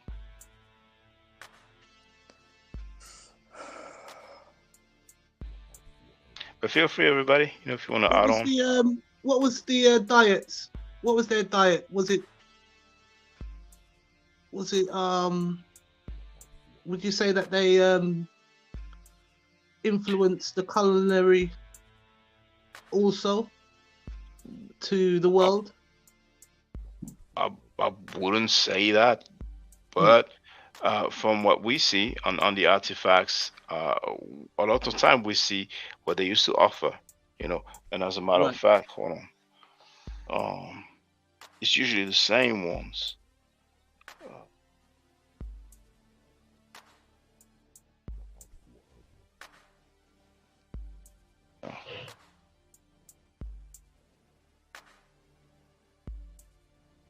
Yeah, here. This is usually similar. Now here the color has faded away, but here we have a ox's leg, a bovine or leg. This is a ox's head. And then we will have some vegetables or different kind of stuff. But and those, I was gonna say it looks like fish, but a lot of time there's mention of bread. There's mention of wine, beer, and hold on, we lost somebody that just came I back. see a lot of images Was of it? a loaf Oh, it of was you. bread. Oh yeah. Sorry. Come again because we lost you. You went out, and just come again for me, please. I was just agreeing to say that I've seen loaves of bread. Yeah, we see A lot. it a lot, and there's different type of bread as well. There's the loaf of Right. bread. There's also slices of bread. Right. And sometimes you see a Okay. table with slices of bread. Some people who are trying to legitimize if that's the word, Kwanzaa, they will use it because it kind of looks like some candlesticks, but it is not. That's why a lot of time I find it amusing to count and to show the people that we don't have seven. I think one time it happened that there was seven slices, but most of the time we have more than seven. So anybody And what trying to sort of use. time? Sorry to Mhm. cut you. What sort of time period is this? So I can get it in my mind, sort of This one on the what time. screen, um, Yeah. we have the hold on. This Because it's one on the such a screen. vast timeline of Egypt. Oh yeah, It's, this one is 1400 BC. So that's 3,400 years old. would that be the what kingdom? What dynasty would you know? Or would Oh, I? well, I wouldn't know of the dome, Right. but Right. Yeah. it's, I'll have it's to check easy to that then. find out. If we look for Yeah. dynasty, that's 1400. Mm. Uh, But there were so many dynasties, wasn't there? yeah, 20 something, probably 27 or something like that. And within the dynasties, you had many rulers. Of course, there are many. Right. Now that was what 1400 BC, so that would be around Dynasty 18, between Right. So Dynasty, quite yeah, late. or Dynasty 18 and Dynasty, yeah, something like that. And we can also tell that the influence, the artwork. Say, sometimes you can just look at the artwork because there's a point where the Romans came in, or the other influences from, I think it was Persia, and you can see the depictions are starting to change. We can see with the Romans, it's kind of grotesque sometimes. Yeah. It's like like the figures, the face is like thicker, larger. Mm. Yeah, it's not usually with the Romans, but other if it's not the Romans, I cannot really tell from the glyphs of the stele. Okay, this is such and such dynasty. Right. Maybe some experts will be able to, but me personally, I'm not. But when it's Greek or Roman, yeah, I kind of sometimes can tell. And plus, when you have statues from the front, the shape of the lip is different. So a lot of time, Right. you can tell that's what it is. The only exception is Akhenaten, the Amarna period. The style was very different, so you can kind of tell easy that it is, during the time of Akhenaten. Right.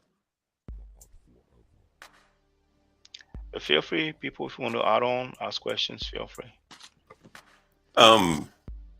Usually we see stuff, archaeological sites and whatnot about temples, but do they ever dig up sites of just regular people, regular everyday people's homes, like where they live?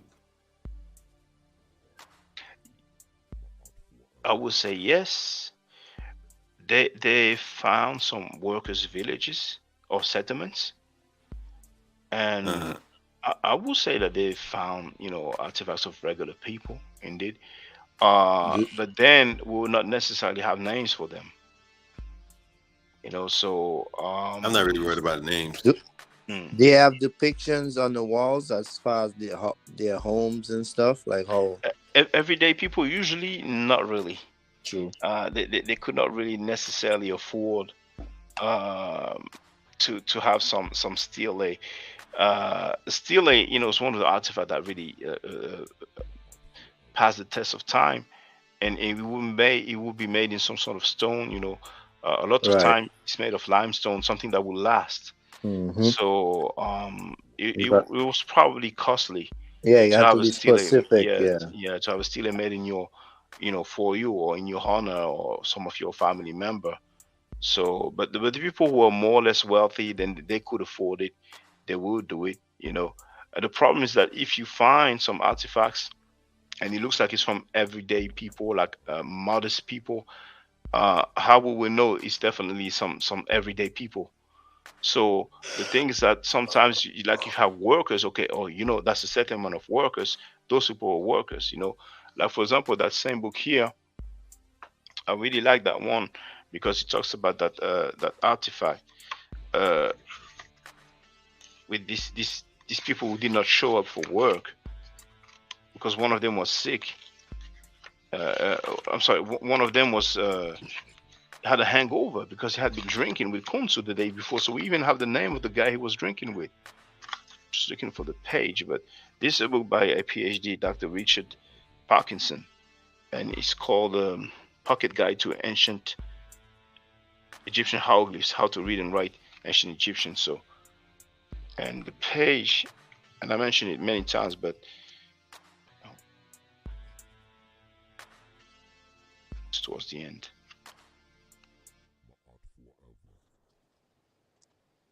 There it is. It's on page 79. Now you won't necessarily be able to see. That's the thing they call it, the Ostruka. It's a large flake of limestone from Kenher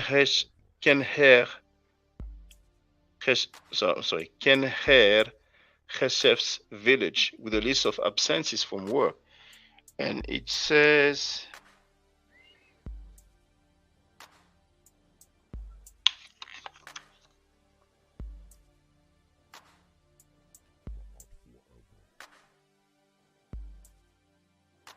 Maybe it's the page before. Where is it? It's just about the guy who had a hangover because he was drinking Mikunsu.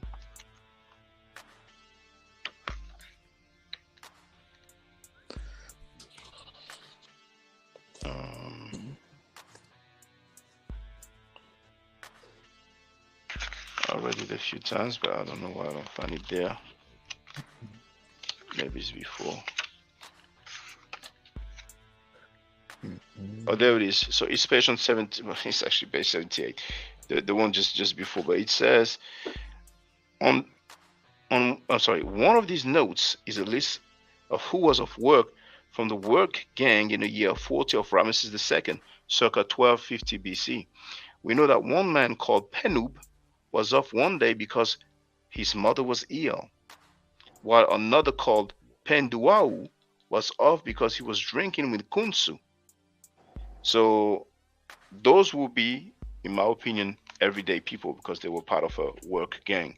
But what's interesting is that we do have both their names. One was off work because his mother was ill.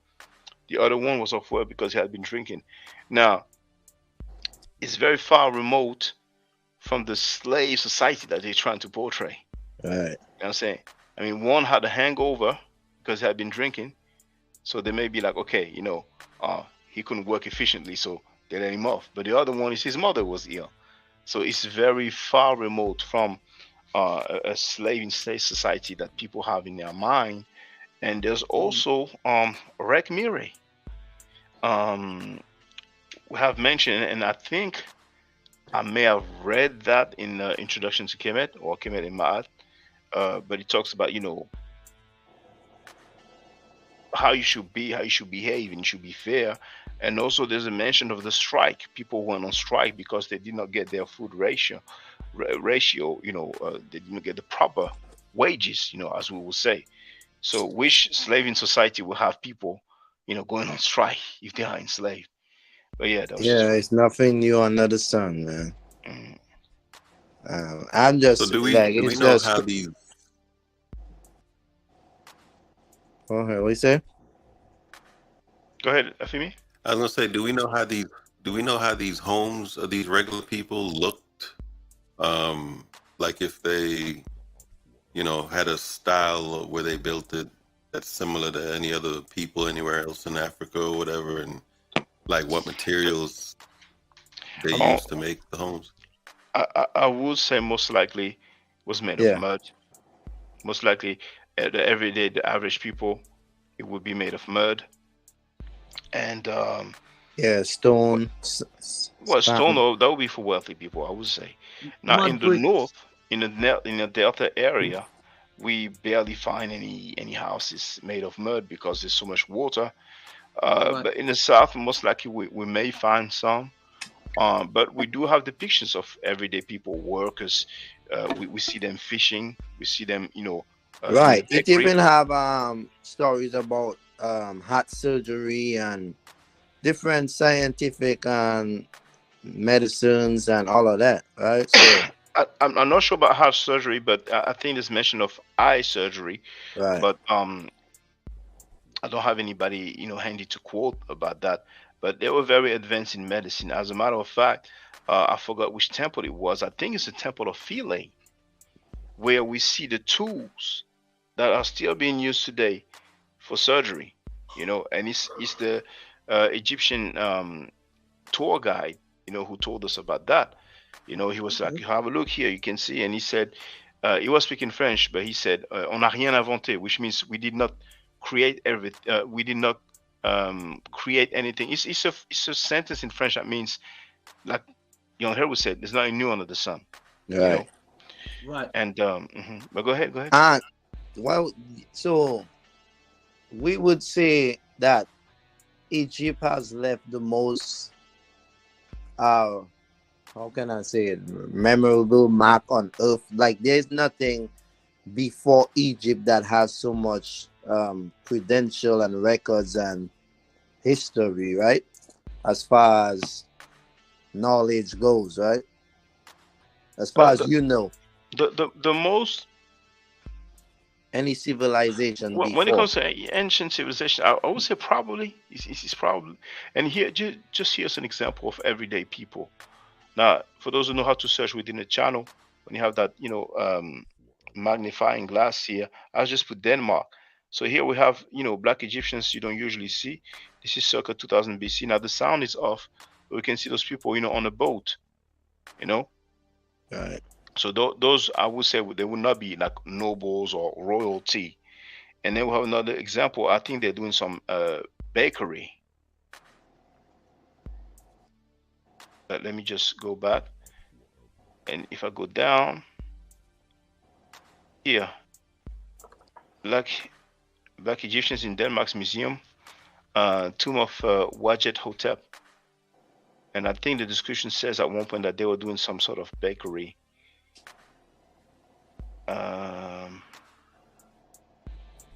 If it's not that one, I'm pretty confident that I have one video in some museum where they are basically making bread. Right. But it was a everyday thing. It wasn't nothing sacred. Well, this it's not in secret. The things that will be considered secret, that would be when it comes to what we call No. religion today. Yeah, Like yeah. the priests Because and all. they turn the bread into something sacred as far as the fish and the bread or whatever. The so-called story. You know what I'm talking about. I'm sorry, come again, brother. No, the story in the Bible when Jesus Oh, the Bible. yeah, Okay. eat my bread. I was just thinking the same thing, Shaka, because at the end of the day, I see how sometimes when you look at history and everything, you see how things went left, because like you said, certain it happens over generation after generation. Certain men contribute to humanity based on their knowledge. They are inventors, so the same thing. Imagine if you didn't know how to plant anything, and there's this guy and he's teaching you everything about the earth and how the soil and how things grow. It would be like a miracle to you. You see what I'm saying? So it's the same thing with the first guy that designed brain surgery or made the stove, or like I'm pretty sure their name go down in history forever. Even Bob Marley, like he will never fade away. He's legendary. So Yeah, in like saying that, Tupac. yeah, Tupac, you know what I mean? So certain people, they are deities in that perspective. You see Well, what I'm saying? they are revered. They are Yeah, revered. yeah, They are exactly. considered legend, and I Yeah, presume also like you said, that if somebody back then was able to produce fire, then people Yeah, would look at you like, exactly. damn, man, you know what I'm saying? Yeah, exactly. And it's never been done before. Mm. Like I look at things like that and realize that, like in that culture, they understood it. And down the line, it got twisted, to the point that man think that they are the creator. Like, so anything literature we have about any kind of god or deity, it came from man. You see what I'm saying? It came from a man's mind. And in order to move the goalpost, they would say, "Oh, he was inspired by something."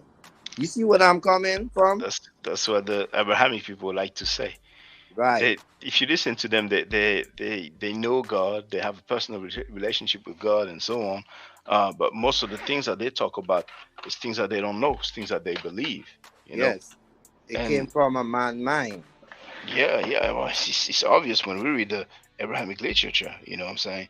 I mean, they even there's even passages where they talk about attributes of God, or they give descriptions of God, like getting the smell, the nice smell, to his Right. Like nostril he's or a, something like yeah. that. Yeah, like he's a man, you know what I'm saying? Yeah, Like, exactly. roaming around the garden, you know what I'm saying? And Right. I mean, actually, that the Western Muhammad, his dissertation, if I'm not mistaken, his dissertation is about, like, quote unquote, like, I'm paraphrasing, but physical attributes of God, and he probably chose that because the NOI teaches that God is a man, which is against the teaching of Islam, but he used this kind of thing. As a matter of fact, he also used, because when I prepare myself to debate him, I purchased not only his book but also his lectures, and he shows. Now, he used the Bible a fair bit, but I think you have some of that in Islam or the Sunnah, maybe more in the Hadith than the Quran. But he mentioned a passage in the Bible when he says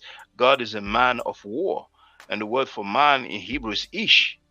So he highlighted that. You see, ish means man. You know what I'm saying? So yeah, things like that. Yeah, I mean, anybody with common sense would understand what it is, But yeah, man. Like I said, sucker, yeah, all you could Hey, do Roo, is look there, laugh he's jabbing sometimes, you, man. huh? He's jabbing. Yeah, man.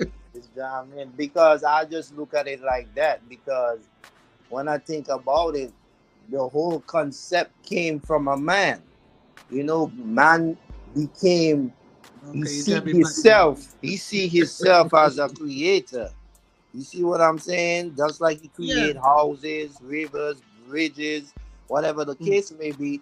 So he put that projectile out there as man is God, because the only way you knew of that is because a man mind concepted that idea.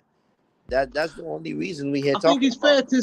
I think it's fair to say, young hero, there is some aspects of a madness, really and truly, with Mm, facts.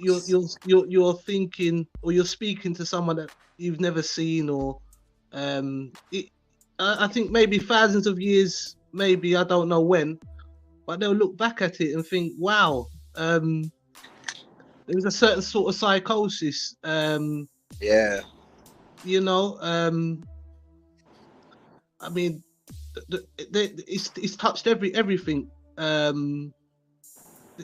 People seem to want to live to believe that there's something that can help them, which Yeah, I they can don't. understand. But to sort of to make it factual and without Yeah, to any run from evidence, reality. To run from yeah, reality. yeah. Because and the thing is, every 40 years, here comes a new generation. So when you say thousands of years, you gotta really do the math, because every 40, 50 years, another new generation is on the rise. So that's like twice the number. So imagine how much has gone on the earth Well, since just then. look at America. I mean, since America's been founded, how religion has changed so much. The It's shocking, Egyptians really. You know. live in afterlife. The Egyptians were too real. You always on that, man. The religion. Okay, they probably did, but That's what I'm saying. It's the same thing though. Is man wanting to be more? Is man, I understand our creativity is what gives us all these concepts and beliefs.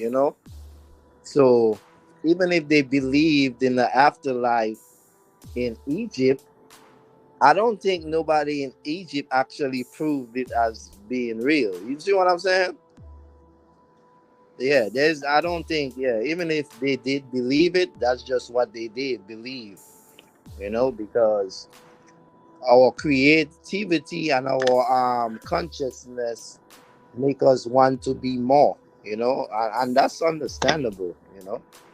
Because why would the creator give us all these concepts and these ideas and these beliefs if he didn't want us to think such a thing? So maybe we are the gods walking the earth. You know what I'm saying? We are the gods walking the earth. That's why we have all these concepts.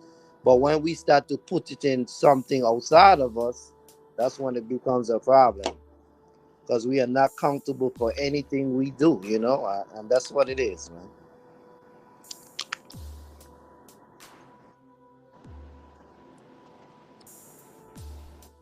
Yeah, you're right.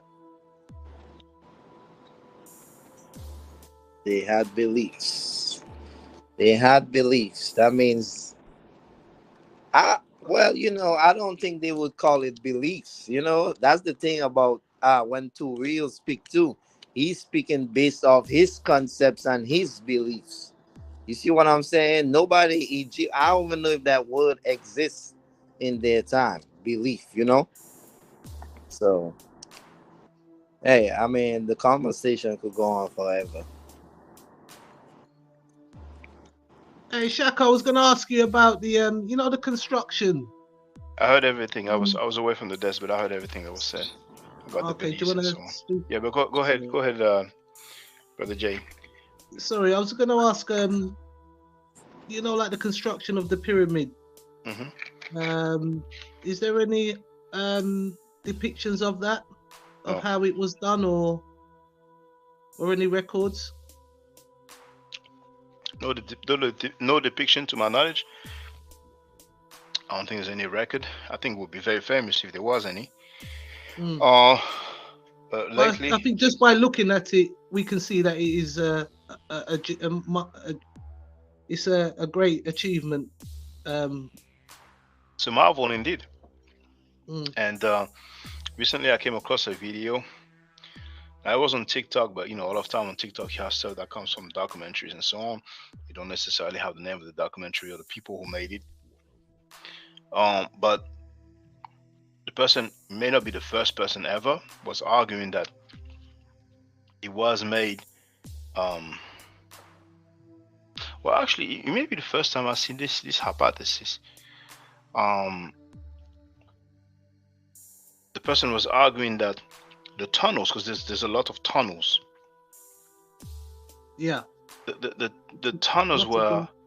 if I Mm. understand correct, if I remember correctly, the tunnels were made first, and then The pyramid.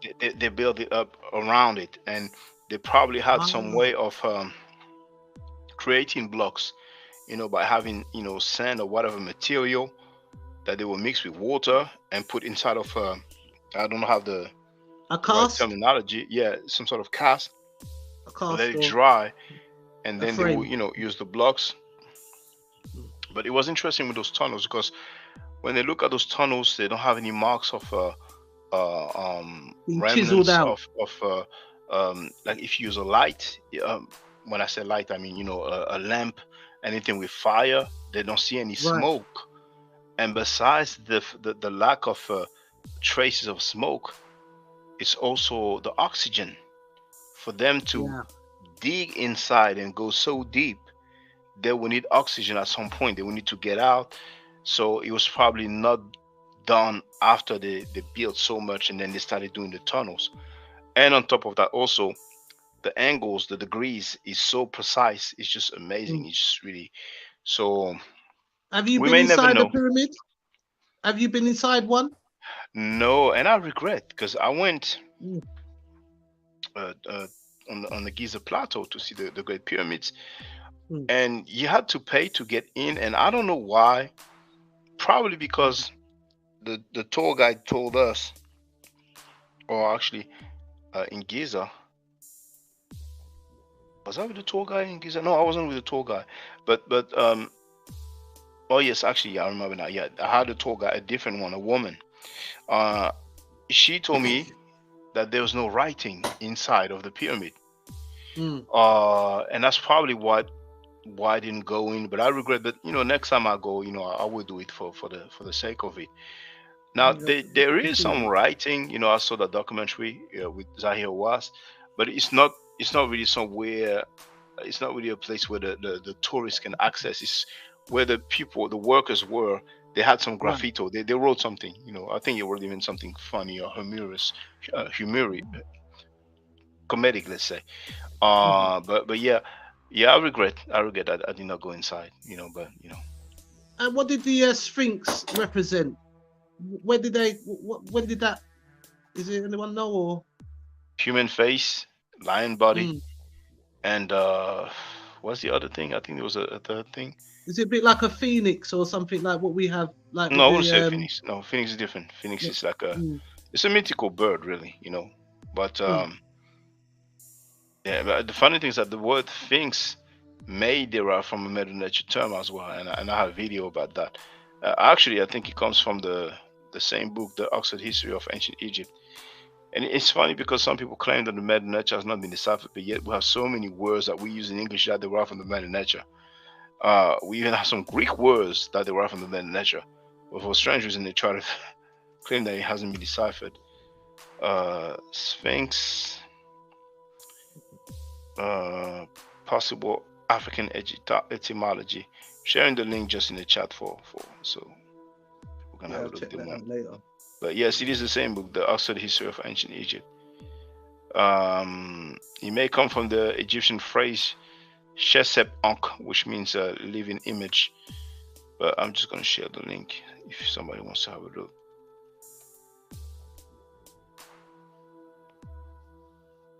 We may never know how the pyramids were built, particularly the Great Pyramid of the Giza Plateau.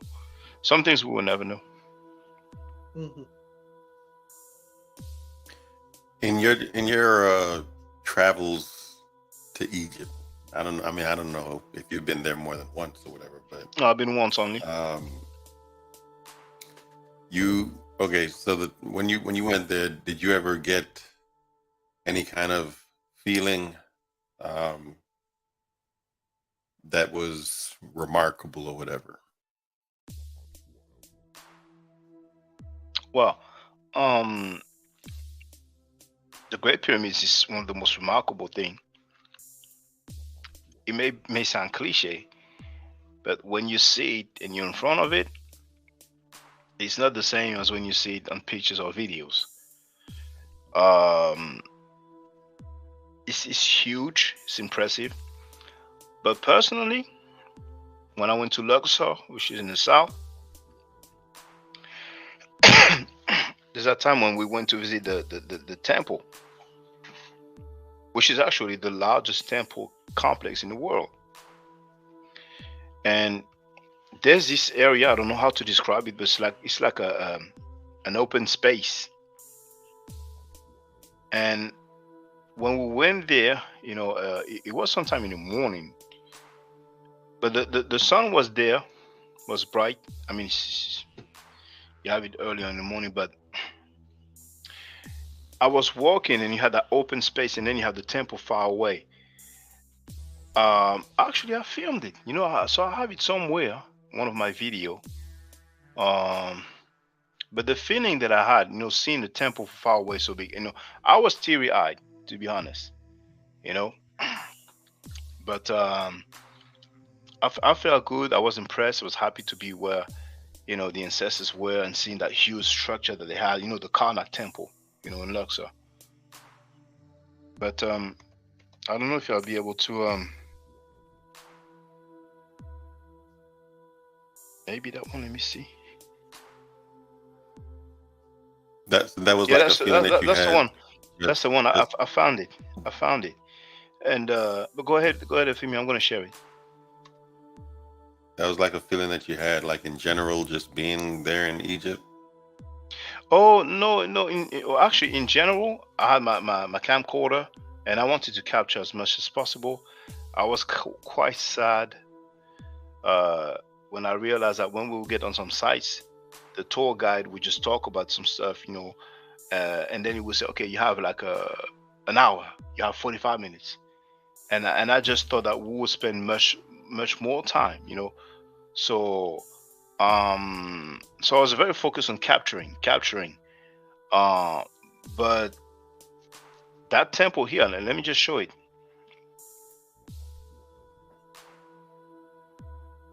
That's the area I was talking about. So first you have a replica. I have the sound off, but I at the end of the day, the sound is a voiceover, because I recorded and then I did the voice. Oh no, hold on. No, my bad. I think I spoke. Oh, let me see. I think I spoke in English. I can't remember. The voiceover may have been in French. C'était à l'avant de la maquette. Oh, okay. Yeah. No, the voiceover is in French, but I did it in English first. But anyway, let me put the volume off. So that's the area. See, the sun is there, and I'm walking. I didn't expect such an open place. And in the back, we actually have, what is it called again? The Valley of the King. And right there, as I walked there, I was very impressed. And I really felt some kind of way. I was really teary-eyed. But, I was a group, like a mixed group. I guess if I was, with some of my people, I may have shed a tear or two. But that's a temple here. And we see it from far away. And it may not look like it on video, but it's huge, And then inside you have so much, You have the lake, you have some obelisk, some huge statues, a lot of writings. You have the hypostyle hall with all those pylons, So that's really out of the whole trip, that's really when I felt like, I really felt some kind of way. Then I filmed in the back as well, And we do have indeed. That's it doesn't show too up. These mountains, that's the Valley of the Kings. Oh, is it the mountains? Okay, like Valley of the Kings and Valley of the Queens. You know what I'm saying?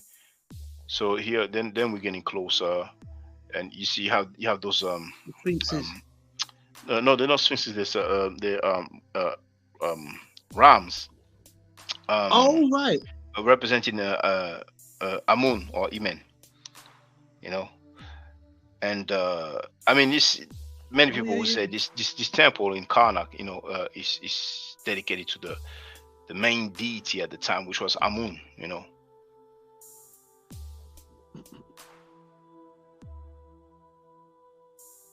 Wow. It's there that they have this mosque that they built on top of the temple, So here you see you have some statue and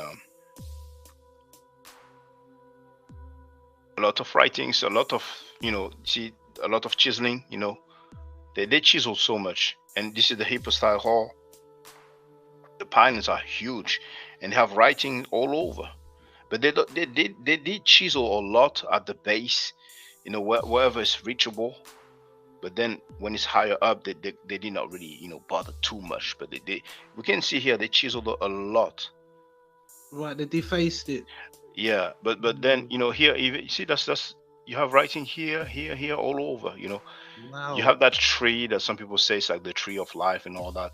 But this is just one short video. There's a lot more. But yeah, I really felt some type of way seeing that huge temple from far away. You know what I'm saying? Yeah. Well, as you said about the British Museum, I've seen the size of some of the heads and stuff. I've done some short videos myself, but it's so packed in there, and the especially way that for the Rosetta Stone, can barely get a picture. Yeah, I couldn't even breathe. There were so much people there. Yeah. It's packed. There's not many black people. It's pure different, large groups people of from all over the Asians. world. But yeah. And it's so packed, and the way that it is, and also the position of it. the other, like the Greeks and the other stuff, are sort of, they've got more space, if you see what I mean. They're shown differently. Even Yeah. the African exhibition is down in the basement. I filmed it on my channel. I finally got a chance to go down there. I've been there before many times, but I wanted to take my wife there, so that was quite nice. But it was very dark, you know, and some places it's dark because they avoid the light, because it will damage some damage the artifact, work. yeah, so indeed. And Mm. what you're saying is interesting, because I guess it's because there's an abundance of artifacts from Kemet. So some of them will be lost or damaged. It's not the end of the world, even though those artifacts are kind of invaluable. They don't really have value like that, but they could be purchased. But when it's Greece and Rome, a lot of you have a lot of stuff within glasses. Even if it's not a Yeah, very large important yeah, artifact, and I guess it's because it's scarce. But a lot of artifacts ah, from Kemet, you can actually touch them. They don't have no protective cover no, or they don't. glass around it. You know what I'm saying? No, So you're walking right beside them. They're, yeah, oh yeah, yeah. But Greece and Rome if you is, wanted to, it's different. It's more yeah, protected, let's say. yeah. So they definitely have got this kind of and they've got the Assyrians quite. uh, The way I look at it, it should have been Egypt first, and then everything after. But they kind of, Oh, that's subjective. That's subjective. I suppose, but that's how I would like it to be. Because when I look at the artwork, mm, when I look at this, because I mean, when I studied art, I was more looking at Italian work, the Renaissance, and I was overwhelmed by the skill, thinking that that's where the skill began. But now when I look at the Egyptian work, it's the other way around. They learned that from them, because I can't believe how smooth and how beautiful some of these statues are. Some of the heads. But I would say, sorry to cut you off, but I would say the ancient Egyptian department is kind of like the closest to the entry. If I don't know if they changed, I doubt they would change. It's there to your left. It's on the left, yes, on the left, and you have that statue, that face, and I forgot if it's Amenhotep III, but I think it might be right. but you have that large face. You have some other artifacts, like kind of like the four corners, or like two corners or something, but the large one that you see, you have that face, and then as you pass the door, you have the Rosetta Stone, which is crowded, and then you have all these other artifacts. So it's kind of like, if you're looking for Greece, Rome, you will not see something like straight away,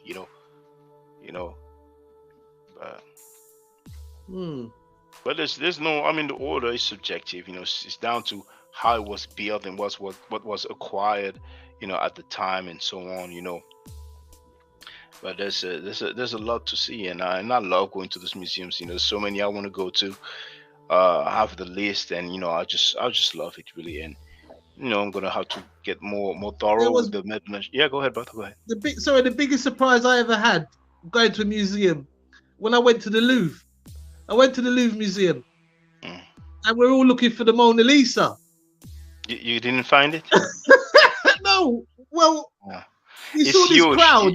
You have to walk a lot. Yeah, you have to walk a lot. Yeah. I've actually a childhood friend of mine. Oh, you find it? Okay. Yeah, I found it, but I was shocked at the size of it. I thought it was going to be a bigger painting, but it was really small. It was quite funny. Yeah. It was laughing, but a great piece. You can't really get close like that, No, no. But what I didn't know, it's a childhood friend. I did a visit for him, and he told me, "Hey, Mona Lisa is here. I'd like to say that." I said, "Oh, is he?" I didn't even. I think I didn't even know it was in the Louvre. So I was like, "Okay, let's go." And then he told me about the eye trick. That no matter where you are, it's like she's looking at you. The eye effect that Da Vinci did. It's a great piece. But yeah, there's a lot of people indeed. You know what I'm saying? I kind of walked around it like that. But it was in the morning that we went. But did you get a chance to go to the ancient Egyptian department in the Louvre? Yep. Yep, I went Because there. it's very large, and I think a lot of Yeah. tourists, they don't see all of it, because No, it's so large, and I think they it's kind of get impossible. lost. No, it's possible, but It's there's so possible, many but you have to rooms, know. and Yeah, it leads you to other like Greece, Rome, or you Asia, need a lot of time Mesopotamia. But to yeah, you see do. even the But stuff in the mhm. British Museum. I Yeah, mean, I miss so you much, need some Shaka. And time. when I come and see your videos, I'm like, Mhm. oh man, I didn't take the time out to look at Yeah, these there's a stuff that lot. you're saying. There's so There's a much lot. to look at, but you have to have so much time. You could literally You can spend spend a maybe, whole day. A just whole on day. one piece, just to look at it properly and understand what it's saying, to maybe try and read the Medu Neter and stuff like that. And they had another part upstairs which we found. We had the mummies, and I never knew they had a part Upstairs, upstairs yeah, they have in the a British few mummies, Museum. and upstairs, like you mentioned, that's where they have the oldest artifacts, like 2000 BC and Yeah, so on. Yeah. yeah. They also had a very interesting burial of was it a Nubian gravesite? I done a video of that. I might do a shorts. That was really really interesting. The way the bodies, because they actually had the skeletons and that, and how they were burying. So I mean, the museums are great and they're free. And if anyone gets a chance to come to London, definitely go to the British Museum. Yeah, the British Museum They've got, is free of charge, and it's a good thing, because the Louvre yeah, Museum is not. It used to be free of charge every first Sunday of the month. That's when I used to do the visits, and when the day nobody showed up, I stopped. I used to do the visit, for free actually. But then they started doing it like, every first Sunday of the month, like half of the year or something like that. It's a bit hard to keep track, but they might have that on the website. But the Louvre Museum is free. It's People are very lucky. I mean, they have that thing when if you want to make a donation. yeah. But yeah. Now the I've seen some ticket art, is yeah. Go ahead, brother. sorry, I've seen some artwork also in America, New York. Can't remember if it was might have been the Metropolitan Yeah, Museum I I went think to. they have two. They have the Met Museum, and the other one I forgot what it's called, but I think they have a couple in New York. Yeah. So I mean, worldwide, there's lots of stuff to look at for. Oh, Um, now it says that it's free. The first Friday of the month after 8. I'm sorry, after 6 p.m. So it has changed wow. now. Well, I Before it might used have to to be come free every over. first Sunday of the month. Yeah, but after 6 Yeah. p.m. you won't get to see much. I think Oh, really?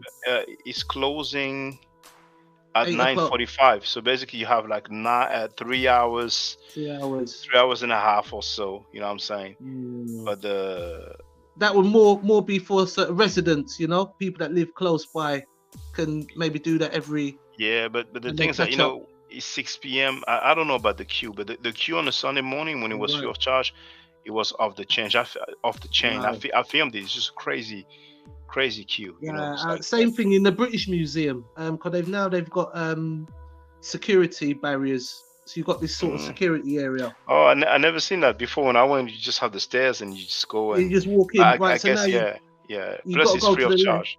Oh, Yeah, okay. Oh, you they got to go changed to it your now. left and walk up, and then they've got this massive tent, and you go Mm. in, and then you've got to open your bag, and they look in Oh, your okay. bag. Oh, I see. Yeah. I went before all that, but they have that Yeah, in the yeah. Louvre as well. Now you have to. Maybe they always had that in the Louvre, but back then when I went, there, I don't remember that. I think I went at least twice, maybe 3 times to the Louvre Museum. Did you go to Petri Museum?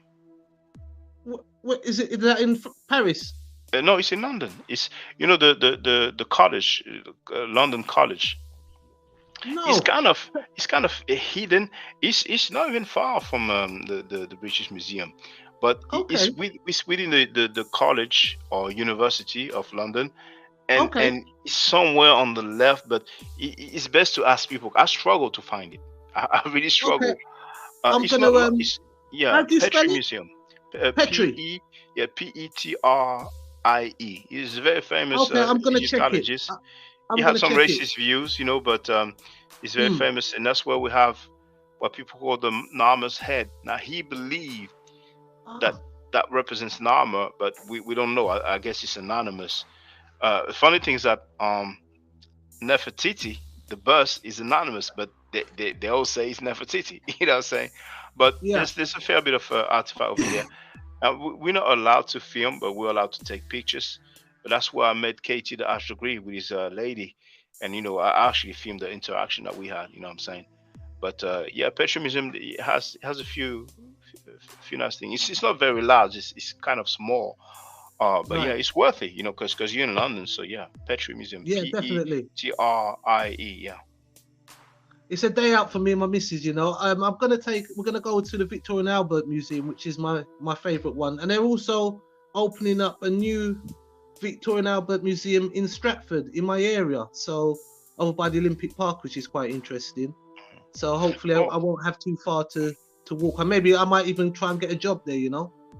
Oh, can you say the name again of that other museum? Victoria and Albert. Okay, hold on. Yeah, you need to go. Yeah, that's a great museum. It's in the Exhibition Road in Sweden, Australia. Because there's like a couple in England that I didn't know about, but there's one that you may like. It's in Oxford. It's called Ashmolean Museum, and it's a 2 hours drive. If I remember correctly, it's a 2 hour bus drive. Right. And actually, the last time I went to the British Museum, I also went to the Ashmolean Museum, took the bus 2 hour drive, and the Ashmolean Museum has a lot of nice artifacts. They have a few replicas, but they do say when it's replicas. But it's a very nice one, just 2 hour bus drive, so you can just go for the day and come back, which is what I did, Right, yeah. Oxford's yeah. I've seen the Magna Carta. That was in the King's Cross station. Yeah, the library. They have the British, the main library of London. I think it's called the British Library or something. It's a huge library. You can go in there. They've got all the books and all the archives of newspapers, which I like to go and look at. But I've saw the Magna Carta before. That was there. That was quite interesting. All right, but me personally, I typically go to museums that have ancient Egyptian artifacts. The other museums I'm not really checking for them like that. You know what I'm saying? But yeah, for the record, so all the new museums that I named, they have a significant collection themselves of ancient Egyptian artifacts. How was the Cairo Museum? How was that? That must have been. Oh, it was nice, but I didn't have much time. And when I went, we were not allowed to film nor to take pictures.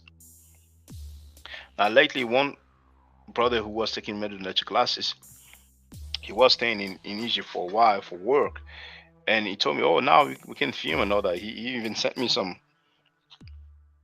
pictures, and it was nice, but we were limited in time. And I couldn't even take no pictures. You know what I'm saying? So yeah, but I guess most of it is going to be transferred to that new museum that is kind of complete, but we still don't have any opening date. Which is the largest archaeological museum in the world. Okay. And I've been waiting for the opening date. You know what I'm saying? I just want to find out if we will be allowed to at least take pictures. Because if we're not, then I may visit it if I go to Kemet, but I wouldn't go to Kemet just for that museum if we cannot take pictures. I hope that we'll be able to film, but if at least we can take pictures, then I'm good. You know what I'm saying? So that's the only thing I'm waiting for. Once it's open, I want to see if people have some, some videos or pictures. Because I am in Berlin, they have a few in Germany, but I have a feeling, I may be wrong, that in Germany or Berlin, let's say, we are not allowed to film, because I barely see any pictures or videos, and they have a lot of artifacts over there as well. You know what I'm saying?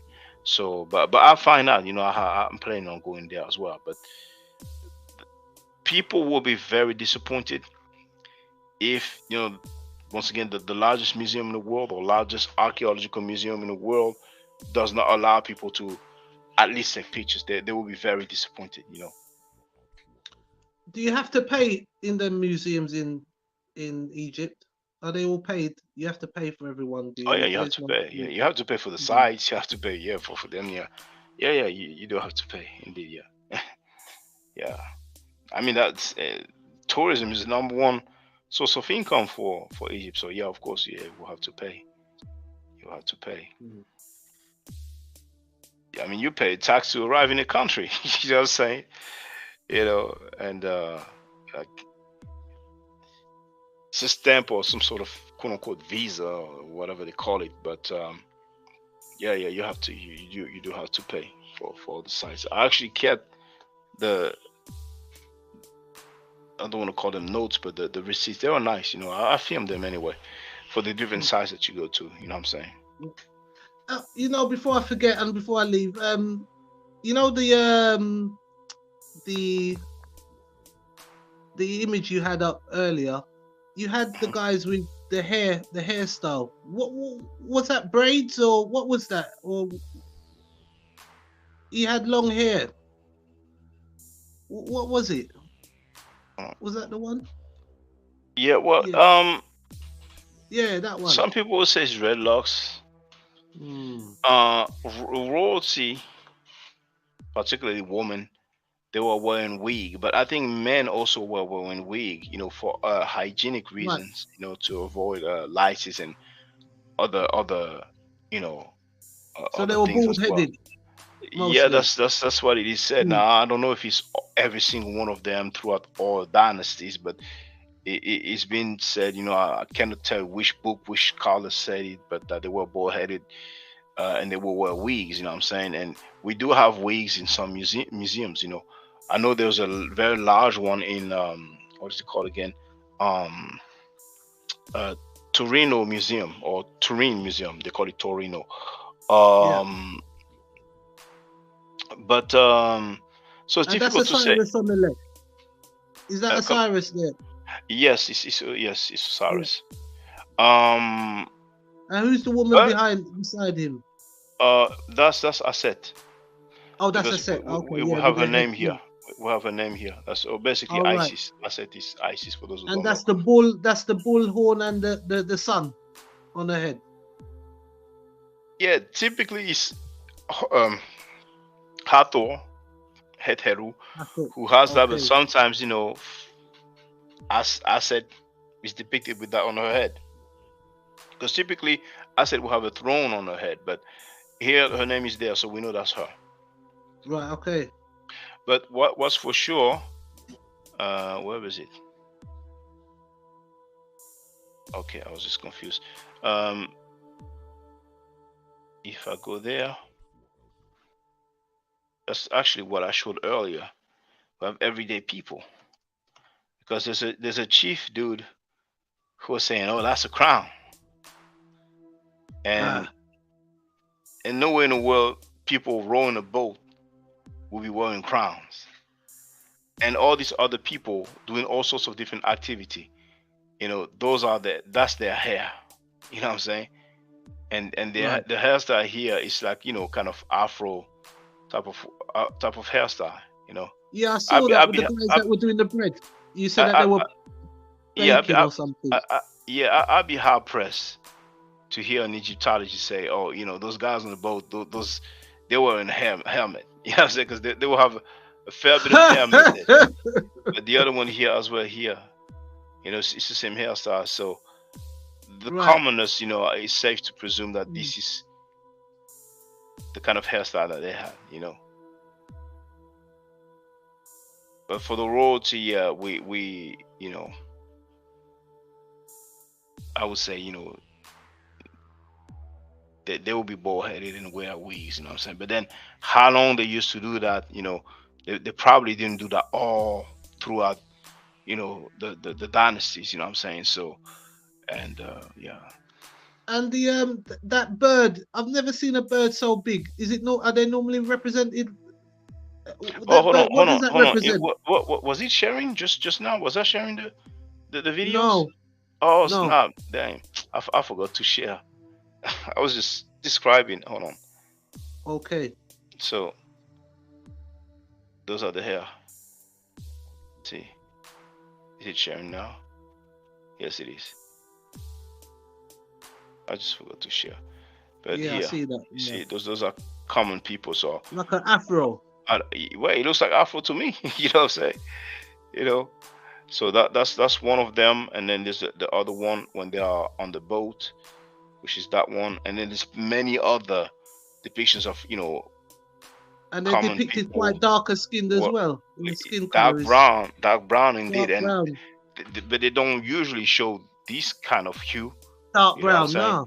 Yeah, but usually, I mean, this is 2000 BC. So a lot of time, the older now here it has faded away. So that could But have on been the other darker brown. ones, Mm. well, most of the time it was darker. You know what I'm saying? But over time, the And coloring these has things at faded the away. bottom, what were those? What? Oh, those are Kemetic jars. That's where They're they would put jars. the organs. Oh wow. Hey, two real is in the place to be. What's up, brother? Hey, too real. What's going on, man? Oh, just chilling, man. Mm-hmm. Nah, you can keep doing what you were doing. I was just popping in. But I know those are dreadlocks. It's new, is it? huh? Yeah, what's It's not new. Nah. Okay. Now let me show you something. No, I actually just cut them a little bit shorter though. Uh, man, they were long, man. Look, I cut a lot off my. They were long. I don't know if okay. y'all can see that. Where you cut your locks for? Nah, I cut them a little bit shorter because I work outside, and so Oh, it'd be hard like managing all my hair. But I always keep it. I always keep it tied up. That's probably why y'all don't see it. Yeah, I don't even recall, really noticing you had dreadlocks, but Yeah, yeah. Tell Haru, get at me. I know you Jamaican. This is my Jamaican. This is my Jamaican sweat. Young He's not Heru is not Jamaican. Jamaican. He's from the Virgin Islands. Oh, for real? I Yeah, didn't know that. I didn't know that. yeah. Uh, But yeah, I was waiting for Oh boy, he was going. He was in here before me, so he could speak, man. I ain't trying to jump in front of nobody. Well, feel All free. right, Deja. I know he. I know he don't like me. He's like, man, I hate this thing. Who doesn't like you? Say it. You said what? Who doesn't like you? Deja. I know he don't like me. Jay. His name is Jay. JTV.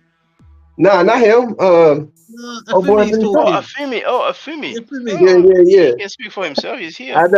I know he don't like me, but No, he's so. not hearing. He's not hearing. Nah, he can hear. He can hear. Can you hear us, Afimi? I beat him up on the Canaan thing. I know he's still a little sure? salty. Yeah. He's You still a sure? little salty. Yeah, I'm sure. With the top of the head, no name. Oh my God, man. How come, Shaka, let me ask you this, man. How come when you pull up something, right, and it just say a name, that's good enough for you, but when it comes to the Bible, that's not good enough? Can you explain that? You mean that there was a name in your artifact, brother? I'm saying if there's an artifact with just a name, that's not good enough for you. You need like a body. You need this. You need that. Do you recall me asking for a body?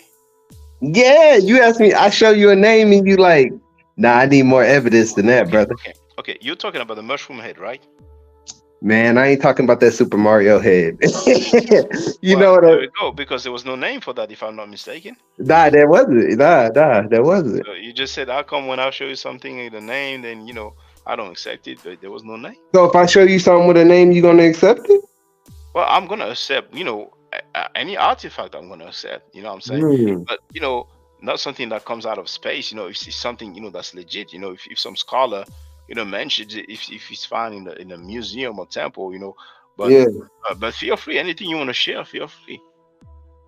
No, I ain't sharing nothing today, Shaka. You gonna live today. You gonna live today. Anytime. Nah, but I wanted to ask you a question though.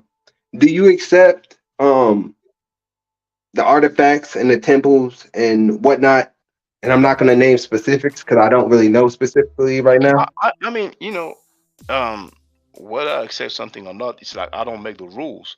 But if there are some artifacts and it's accepted by scholars, then um, it is what it is. You know what I'm saying? Okay. And but when it comes to the Bible, there's so few uh, artifacts when it comes to these patriarchs, you know, Yeah. and biblical characters, I Hmm. mean, for the most part, we don't have any, you know, Okay. and yeah, for the most part, we don't have any. All right. Like King David, Oh my God. there's an artifact that mentions the name David or Dawood. Yeah. How do we know if he's King David? You know what I'm saying? Because Mm. I don't think it says King David. I think it just says David. So you object to King David being a real person? I don't think he was a historical person. Okay. And But if that he was, then he would be somebody that ruled over like a neighborhood. what? Yeah. Oh man, Shaka, you're real hard on the Bible, man. No, it's Real not. hard, bruh. Okay. Well. Do you know any records of David? Nah, Have I any? don't know. I don't know anything that you accept. I know stuff they found that No, no. they Who's saying no? attribute to the time of David. Yeah, but the time of David, that's not David, because obviously there's surely something during his lifetime. You know, whatever his lifetime was. But that's It depends on what type of lifestyle too, Shaka. The reason that we have a lot of Egyptian stuff is because they wrote in stone, and that lasts for long periods. Like you were saying with the Greeks, it's real brittle. It's real. Just it getting some moisture on it can ruin it. So it depends on what their cultural style was when it came to writing, when it came to their stuff. Right? Would you agree or no? I mean, it sounds like an excuse. Okay, we don't have anything because I'm so not saying we don't have anything. well, I would love to see Yeah, whatever you have. but that's not what I was going to ask you though, Shaka. When I asked you, do you accept? I was going to say like from the Greek period that they ran Egypt, and from the time of the Arabs running Egypt. Do you accept stuff that they wrote from their lifetime? Do you study that stuff or anything, or do you only study like the old, middle, and the new kingdom? I'll accept anything that's historical. So When if I you say like accepted, like do you give it the same reverence as stuff that was built by the ancient Egyptians? Get what I'm saying? well, I will value what was written by the indigenous inhabitants more than what was written way after by other people. But Okay. still, I will pay the appropriate attention. But of course, if we want to know about ancient Egypt, we have records during the lifetime of Ramesses II, Amenhotep III, and so many other rulers, and it should be prioritized if we deal with that time period.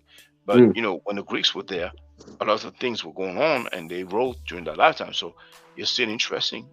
But I mean, I don't think anybody will hear me rejecting some records.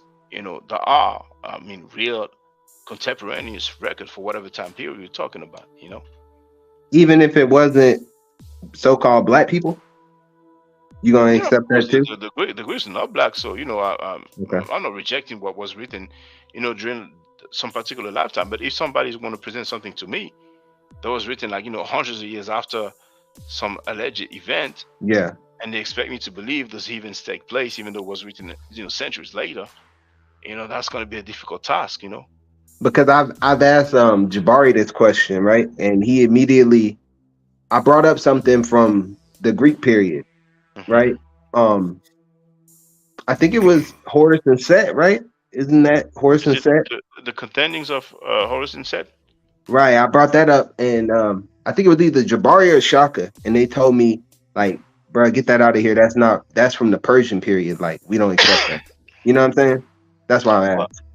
I don't even know the time period of the contendings of Horus and Set, because it's like, if I'm not mistaken, it's only one writing that talks about this story, and there's a dude. I didn't watch his video. I would have watched it eventually sometime, but he was saying that the translation is wrong. It's actually talking about poison, not semen.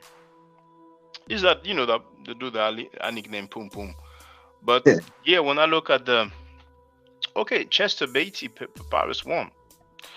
I wish I had. Hold on, let me see which one it is, because that's not the one that I. Hold on, Chester Beatty. Any date?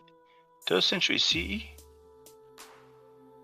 Oh, that's funny because here I'm looking on Wikipedia. The contendings of Horus and Set. Now, the Chester Beatty, the first days. Oh, let's do it in real time. So here, I'm gonna share the link. Chat. There it is. So it says the Papyrus Chester Beatty 1 dates to the 20th dynasty during the reign of Ramesses V, who reigned circa 1100 BCE, and likely came from a scribe's collection that was recorded for personal entertainment. Chester Beatty Papyrus the first, or Papyrus 1, Oxford. The papyrus contains the story of the contendings of Horus and Set, as well as various other poetic love songs. The original provenance of the papyrus was Thebes. When found, the papyrus measured 22 inches and had been torn and crushed. The papyrus was published by the Oxford University Press in 1931 and currently is located in the Chester Beatty Library in Dublin. So that would be in Germany. Now, Germany, Ireland, my bad. I thought about Berlin. But the funny thing is that when I click on Chester Beatty Papyri, it says that I don't understand. Because it says contendings of Horus and Set is a mythological story from the 20th dynasty of Egypt, found in the first 16 pages of the Chester Beatty Papyri, and deals with the battles between Horus and Set to determine who will succeed Osiris as king. Now, mind you, when I click on Chester Beatty Papyri, it says that it's a group of early papyrus manuscripts of biblical texts. It says the manuscripts are in Greek and are of Christian origin. There are 11 manuscripts in the group. Yeah. 7 consisting of portions of Old Testament books, 3 consisting of portions of the New Testament, referred with the category Aland NO or number, a list of New Testament manuscript, and 1 consisting of a portion of the book of Enoch and an unidentified Christian homily. And it says most are dated to the 3rd century CE. So this is where I'm confused, because here they say that most of the papyrus are dated to the 3rd century CE, but when we go back, it says that the Chester Beatty Papyrus dates to the 20th dynasty, 11th century CE. So we have how many centuries do we have? We have like what 1100. We have like 1400 centuries apart here. Did you see what I mean? Yeah. I've actually looked at that already, because that was the question I had, because he told me that Set is not even a native Egyptian god. He told me that that's a god that either the Greeks or the Persians introduced. That's what I was told. Horus, of course, was goes back, but Set. Well, Set is an Egyptian nature. Who was it? Was it Amos or was it? I think it was Amos. I think it was Shaka Amos. I actually asked him. Like, I called in on the panel a long time ago. Set is definitely an Egyptian nature. How far does the dating go back on Set? Like, that you know of? Well, that's difficult. It's always difficult to give a date for a god. Right. Now, if you're asking, like, what's the oldest reference of Set? Yeah, I couldn't tell you exactly, but it is. I mean, we have many references on ancient artifacts. You know, it's no. Besides the terms, the name Seti derives from Set. You know, and we have many it's people fed, called right? Seti. Come again? It derives from like it's fed, right? Like chaos, No, right? no, no, no, no, no. Seti, the name Seti, Hmm. I think it's Ramses the Second's father. If I'm not mistaken, he was called Seti. Um, just gonna verify that. Ramses second. So if we look at, yeah, his father was Seti the first. You see. So no, it's not the same as Isefet, but it's a derivative of the name Seti. I'm sorry, it's a derivative of Set. You know, and as a matter of fact, don't we have the? Maybe if I put the French, hold on. So somebody just came on. Who is it? Oh no, so sometimes he does that when someone loses connection. Hold on, everybody's there. Okay. Um, if I put the French, maybe they'll put the actual glyphs. Oh, they don't have it.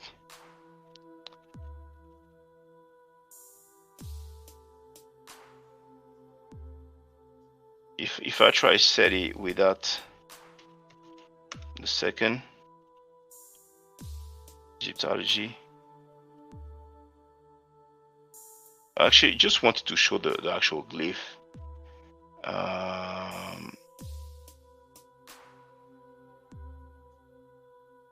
Right there it is.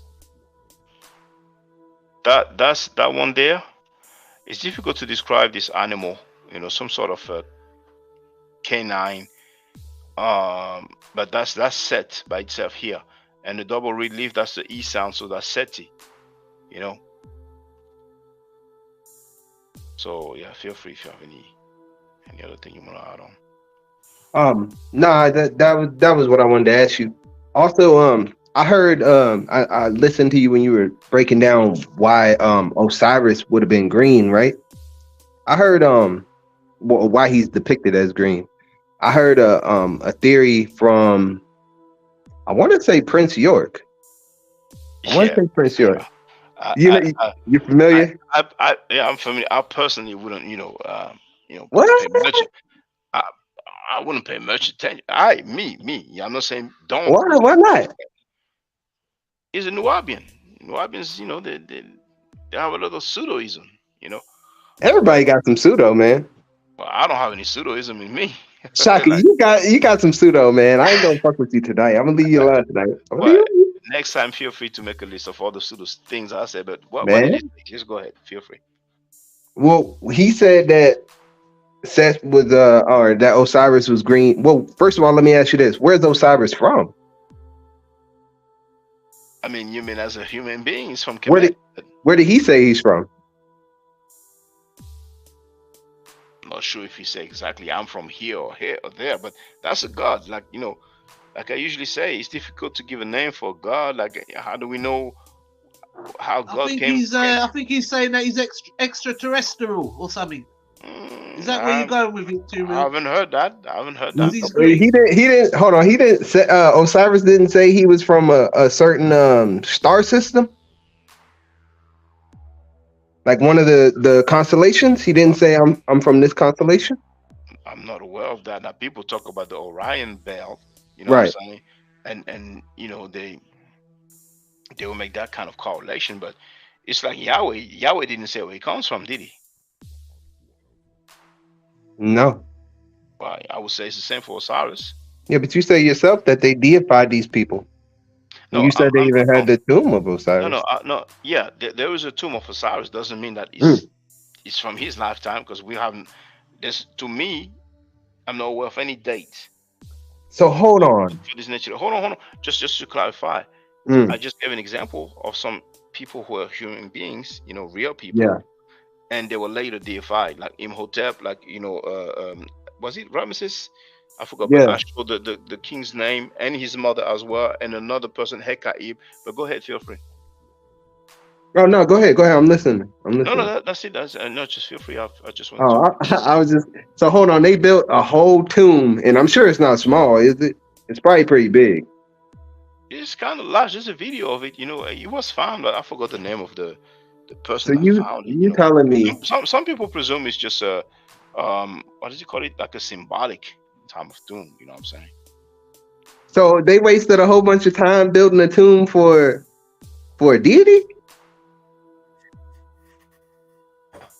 It is there. That's not real.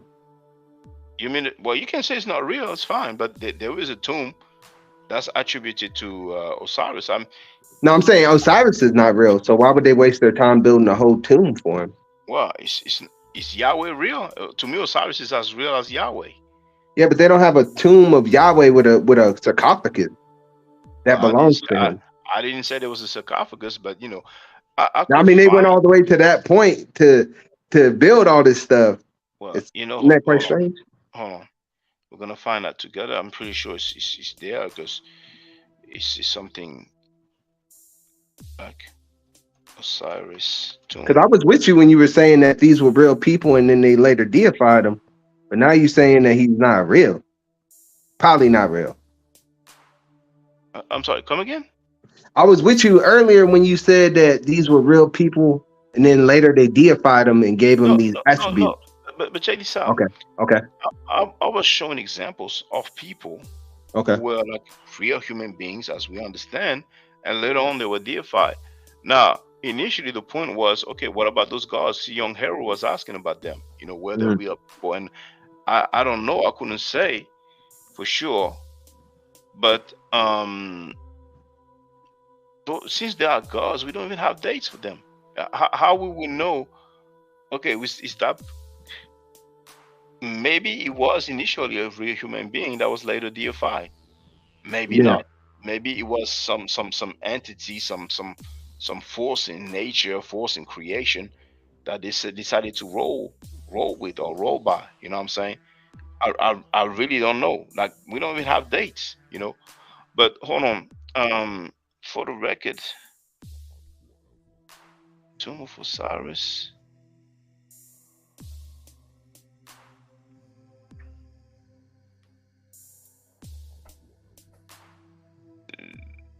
I'm just saying either he's real or that's some strong belief. If you're gonna waste your time building a whole temple to a deity that don't exist, that's some belief right there for your ass.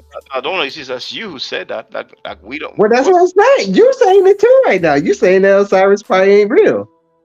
Or you saying you don't know? I'm saying I don't know. Okay. All right, I'm gonna let you stay. I'm gonna let you stay on the fence, Shaka, because you know you want to say Osiris ain't damn real. You know that you want to say Osiris ain't real. He's a deity that they created. It's a That's god. what you want to say. It's Osir is a god. Now, if he was a human being that was later deified, I don't know.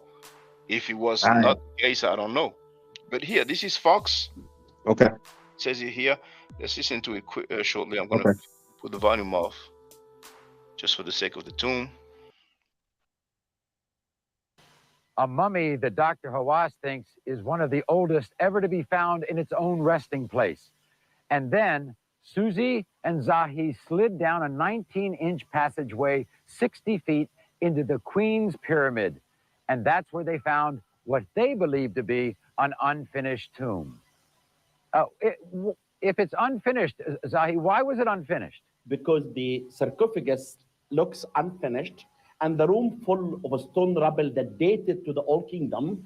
And this is why I believe that this... Just say this for the record, you know. Copyright disclaimer under Section 107 of the Copyright Act of 1976. Allowances made for purposes such as criticism, comment, news reporting, teaching, scholarship, education, and research. So that would not be that one. So I'm going to fast forward. Never used. And everything. I mean, this is live TV. We don't it says Queen's Pyramid Burial Chamber. So that would not be that one. Author John Anthony West sees something more. And dissolves away as water. The only way that clearly predate the modern system. And if that's surprise us and break a benevolent God King in water for the other engraved with hieroglyphic. Yeah, that's the layout. So that would be the one. Let me go back a little bit. For the other level, this is ladders.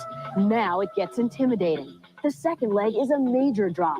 as the shaft narrows before opening to a room once obscured by dirt and sand. Zahi and his men cleared it to find a burial chamber with 6 rooms. So this is the second level, 55 feet down, right? Yeah. What did you find here? You know, I excavated this part. I found 6 rooms cut in the rock, 2 red granite sarcophagus, and pottery and bones. What do the bones teach you? Bones tell us about the people. Pottery gave me the date of this place, 500 BC, 2,500 years ago. And what made you think that there was anything beyond this? You have to look for the other level. This is the adventure. Let me take you to show you the most amazing thing that you'll ever see in your life. But let us take our jackets off because it's so hot there.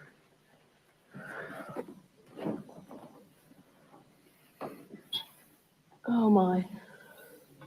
Upon discovery, the 3rd level was submerged. When the water was pumped out, Dr. Hawass had the find of his life. No fear of the unknown? Yes, but there is great adventure in archaeology.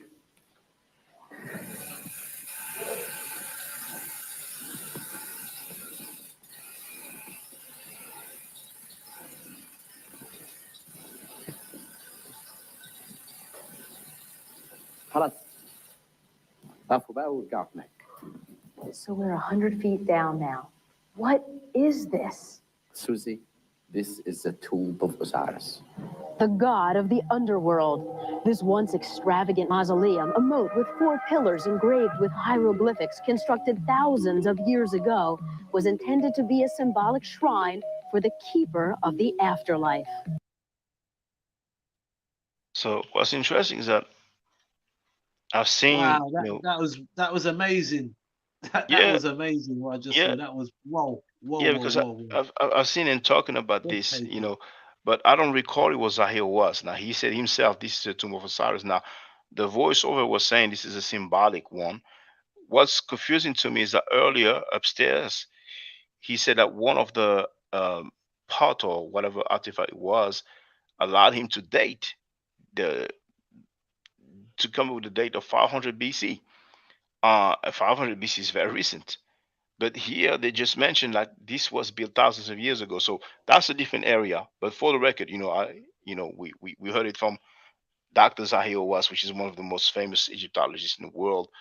And yeah, I guess I can stop there. Yeah, if it's 500 BC, it can't be. It Yeah, can't but be then again, 500 BC. Osiris That's because he's the stuff that he older took than from the that. floor, like when they were upstairs. You know what I'm Oh, saying? So that's yeah. Because here, I mean, I can okay. play it again. That the lady on the voice over, she mentioned it was built thousands of years ago. Now, what is this? Susie, this is the tomb of Osiris. The god of the underworld. This once extravagant mausoleum, a moat with 4 pillars engraved with hieroglyphics constructed thousands of years ago, was intended to be a symbolic. Now, some people may argue, okay, if it's 500 BC, it could still be, well, I don't know. No, 500 BC, well, it could still be thousands of years ago, but that would be tricky. Like, we are 2000 AD. But yeah, I mean, what's for sure that the 500 BC was talking about is that piece of pottery or whatever he had in his hand. You know what I'm saying? He said bones, right? Did he not? No, I think maybe he said bone. You can go back, Because I but was gonna say if he just found some bones laying on the ground, like he's holding it there. I don't think it's a bone. I think this is some pottery. But let's play it again. yeah, Let's hear yeah, it. yeah. Bones tell us about the people. Pottery gave me the date of this place. So see, he talked about bones, but then he talks about pottery. He might have said Bones bowl. tell us about No, he said bones. He did say. Oh, He, okay. he talked about bones, but then he talks about pottery. and Right, okay. What do the bones teach you? bones tell us about the people. Bones tell us about the people. Yeah, but why the hell would there Gave me just the be date. some bones laying on the damn ground? Hold on. Then he says pottery. Teach you. Bones tell us about the people. Pottery gave me the date of this place, 500 BC. Pottery gave me the date of this place, 500 BC. So that place where they are, that piece of pottery gave the date of 500 BC. What was your question, brother? I was saying, why the hell is there just some bones laying on the ground? Brother, you asking some stuff I have no answer for. That's all I'm asking. I don't know. I don't know, but at least we have something. You know what I'm saying? I But mean, maybe that's somebody. I don't know. Maybe somebody died down there. Well, you just had some bones laying on the ground. Didn't they bury people? You just got bones laying on, like a dead body just laying there in the tomb. I have no He said it answer was an for it because unfinished place, right? yeah, That's what I'm saying. Maybe it was somebody that They said came it later. was. I mean, let me share the link to this. And this is only 18 minutes, so obviously it's not the full Yeah. thing. But I'm gonna put Zahi. But either way, Shaka, I mean, you seen what the recreation of that temple, man. That's some work went into that. All that for somebody that ain't real and some You deity. you saying it ain't real? They did not see it as such, did they? They found the body down there in the thing. Now, don't quote me, but that documentary that I saw years ago, I think I think the guy, but I don't think it was Zahi, was said that they found a face, a head or something. But don't quote me on that because I've seen it What? years ago. The main thing I remember is that they found a tomb for Osiris, and to me, it's a symbolic tomb. To me, what I'm saying. No, but if you want to say, I mean, I cannot create things. I can just I mean, you're making my argument even better by saying it's symbolic. the Because then lady you're said, saying that they the lady believed it. said, I didn't work on that documentary, and the voiceover, the lady said symbolic, but I don't know what else to tell you. If you believe he's not real, then more power to you. I'm not saying one way or another. What I'm saying is, if he's not real, then they believed in him because they went through all that trouble to build a whole thing for him. So they obviously believed, paid him reverence, believed in him. Well, That's some strong. That's some people, strong belief. people in ancient Egypt believed in Osiris because he's a god. You know what I'm saying? Just like some Whatever. people believe in Allah, just like some people believe in Yahweh and Jesus and Angel Gabriel. Oh, You know so the Egyptians had belief. what we call belief? Yes. Oh, okay. All right. That You that know was that was what I was saying. Yeah. Because the argument is that Egypt knew everything. They didn't believe nothing they knew. who You said know, Egypt knew everything? not everything, but what they studied, they knew for sure. It wasn't like when it came to like I've even heard uh Egypt Egyptmania which with Garfield where they were saying that Garfield is the least credible source around. You know what I mean? It's nah, like, but the people on there and he's co-signing them, and this is what I'm hearing coming out of their community is that um they they knew that Osiris and all these guys weren't real. who said that? This is what they're saying. Like Reggie, for instance. Butler Reggie. I mean, this guy, he bangs on Kemetic people. Yeah. He's down with rapists and child molesters on that panel over So you there. don't agree with that? I barely agree with anything that Reggie says. He's a straight Oh, up okay. butler. Well, then we in the You know, same boat. Yeah, he's we in the the one. same He's boat. the one who said he has no regret giving information to a pedophile, and he said that 3 times in a row when Frankie was asking him. Yeah. He said that Ma'at is a bird. He said that Heru is Greek, so he's pseudo. But yeah, there were beliefs. Indeed, we have the Okay. scale, the weighing of the scale. You know, now you have on one hand the feather of Ma'at, on the other hand a heart, and it's So were supposed there to be. were their beliefs in vain? Were their beliefs not real? Were they all in vain? Now that we're in 2023, looking back. It's subjective. Okay. If people believe that some humans spent days inside of a well and was spat out by the well, intact and well and healthy, Mm, it's on them. To me, I would think it doesn't make sense, but that's a belief. If people yeah. believe that there was a burning bush that was in flame but was not being consummated, if people believe that when Jesus died, some saints went out of their grave and they walked and talked to people, it's on them. I don't know how long they've been dead, but for strange reason, they just, and this is in the Bible. So you have the feather of man on one hand, you have the heart on the other hand. It's at the same level. Some people would say it's a belief, it's symbolic. You know what I'm saying? There's the creature called Amit. It's a hybrid of a crocodile and a hippopotamus, and maybe another one, another animal as well.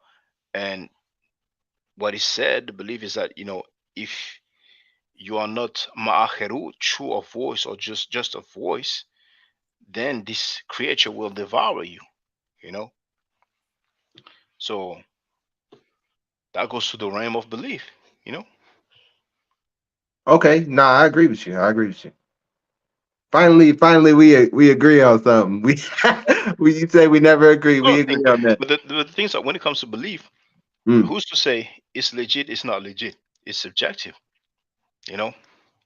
I When it agree. comes to God, I don't know God. Never spoke to God, and I don't know what happens in the afterlife. I don't know what happens when people die. You know. Some people think they know what happens because they have a belief. You know. Facts, facts. Okay. And the Yeah. thing that's interesting is that Africans or black people, we had beliefs, we had some way of life.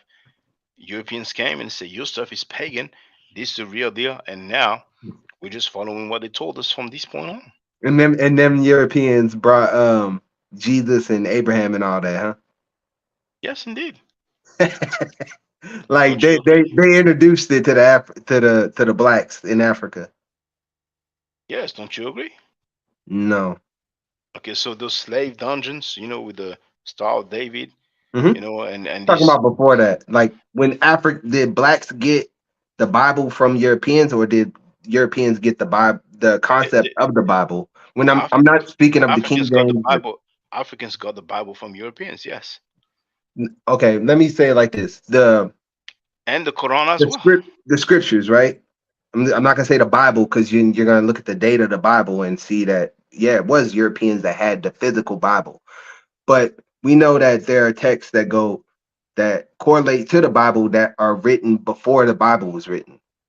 So would you say that those texts, the What first text, what text are you talking about, brother? I mean, even the Torah predates the Bible, So Well, speaking in terms, you can't believe that, but we don't have any of those texts, do we?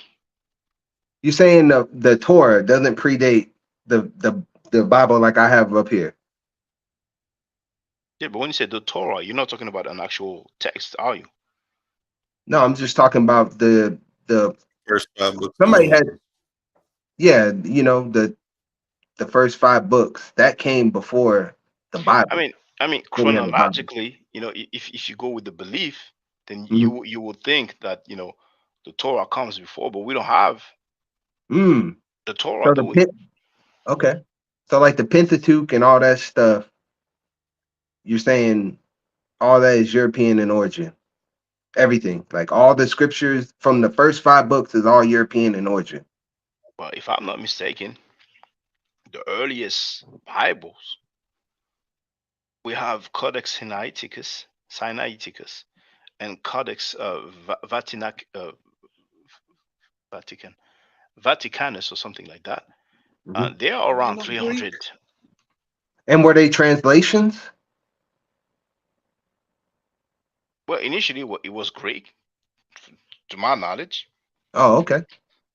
So Okay. whatever translation, there's surely many translations, but I'm not aware of any full Hmm. Torah written in Hebrew, or any writing of the Torah that predates it. I'm not saying it doesn't exist. I'm just saying I'm not aware of it.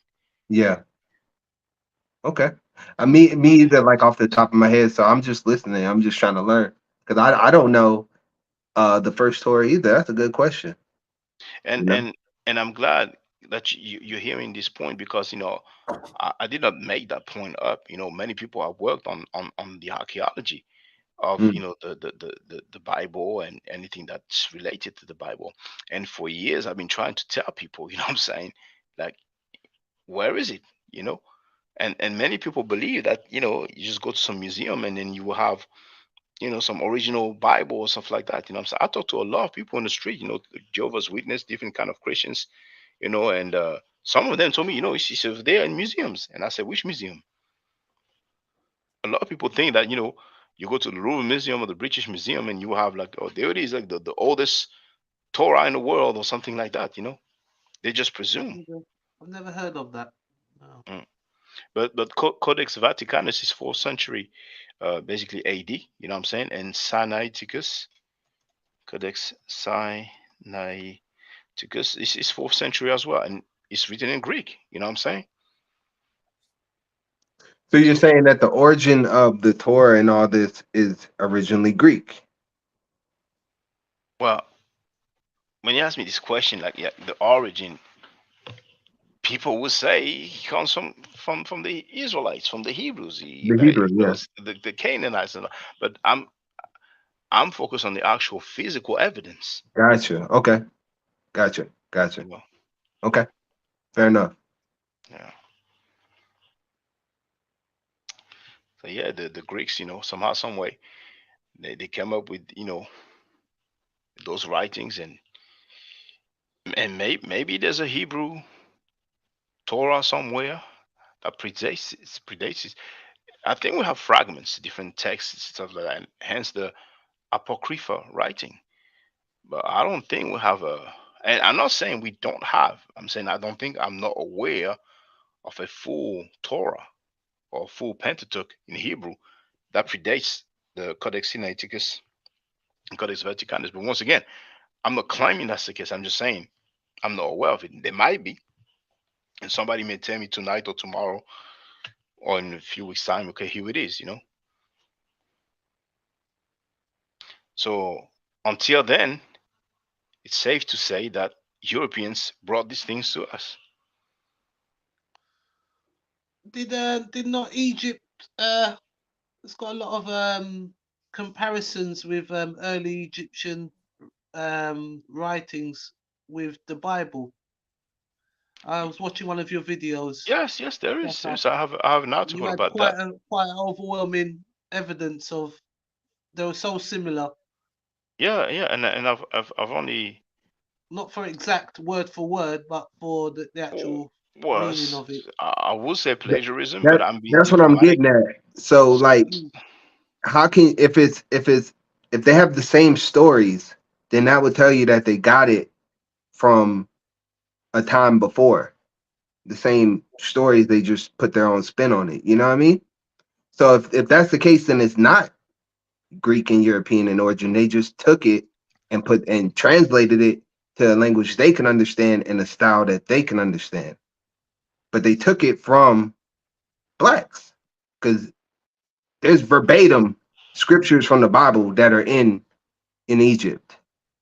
That's telling you that they're getting it from something older. You get what I'm saying, Shaka? Or no? Well, if that's the case, people should focus on the original rather than the copy. I focus on both. Like, I study Egypt. I'm nowhere near close to you. You focus more on the Bible, don't you? Of course. Yeah, I do. But what's the original, though? What's the original writing? The original, I feel like, is a compilation of all the cultures that were in that area of time. There's some that's from the Sumerians. There's some that's from the Egyptians. You sure there's something that's you from ever Samaria? see? That's Garfield says that. Y'all ever see how? Okay. Y'all Go ahead, y'all ever see how white people? Y'all ever see how white people, when they do their renditions, when they copy, when they do, I mean, I don't want to say blackface, but whenever they try to express certain things, like even right here in America, where they speak the same language as the black people here and everything. You ever see how accurate they are when they try to use black people's lingo and all that? Even though it's the same language, they never really come across too right with it. So when it comes to a situation where you got white folks giving you their versions of cultures that are just totally different from them, languages that are totally different from the language that they speak and whatnot, I don't know how much I'd want to trust it.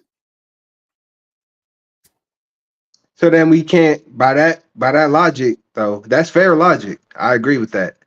But by that logic, then we can't trust the Coptic and the Medu Neter because the scribe from 1200 BC said that the writings of the so-called European was incoherent when it came to them trying to write about Egyptian scriptures. And you can look that up, Shaka. It's in the if you Well, look I would say you made a mistake, respectfully, because okay. the scribes of 1200 BC, I don't think they were right about Europeans.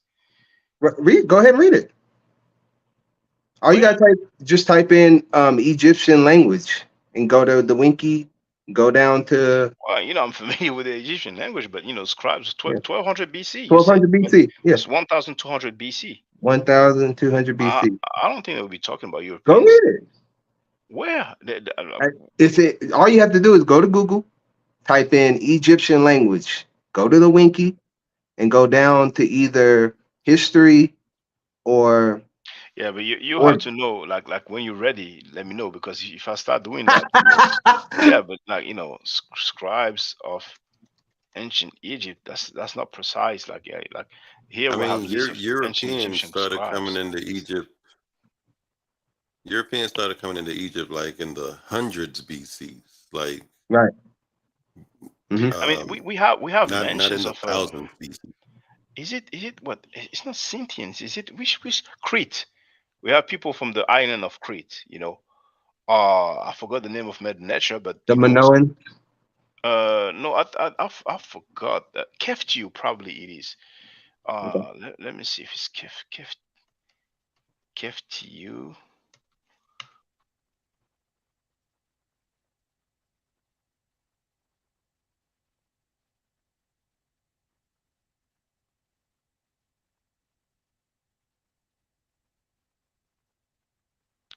You see here, Egyptian inscription. The name Kaptar is found written in hieroglyphs in the list of locations in the Ptolemaic temple of Komombo in Upper Egypt and is regarded as a reference to Kaftor. The reference kpt, that's the Aleph, that's the A sound, R, should not be confused with other inscriptions at the temple from earlier sites mentioning a locality called Keftiu. So I thought I wrote it that way, but let me try it again. Keftiu.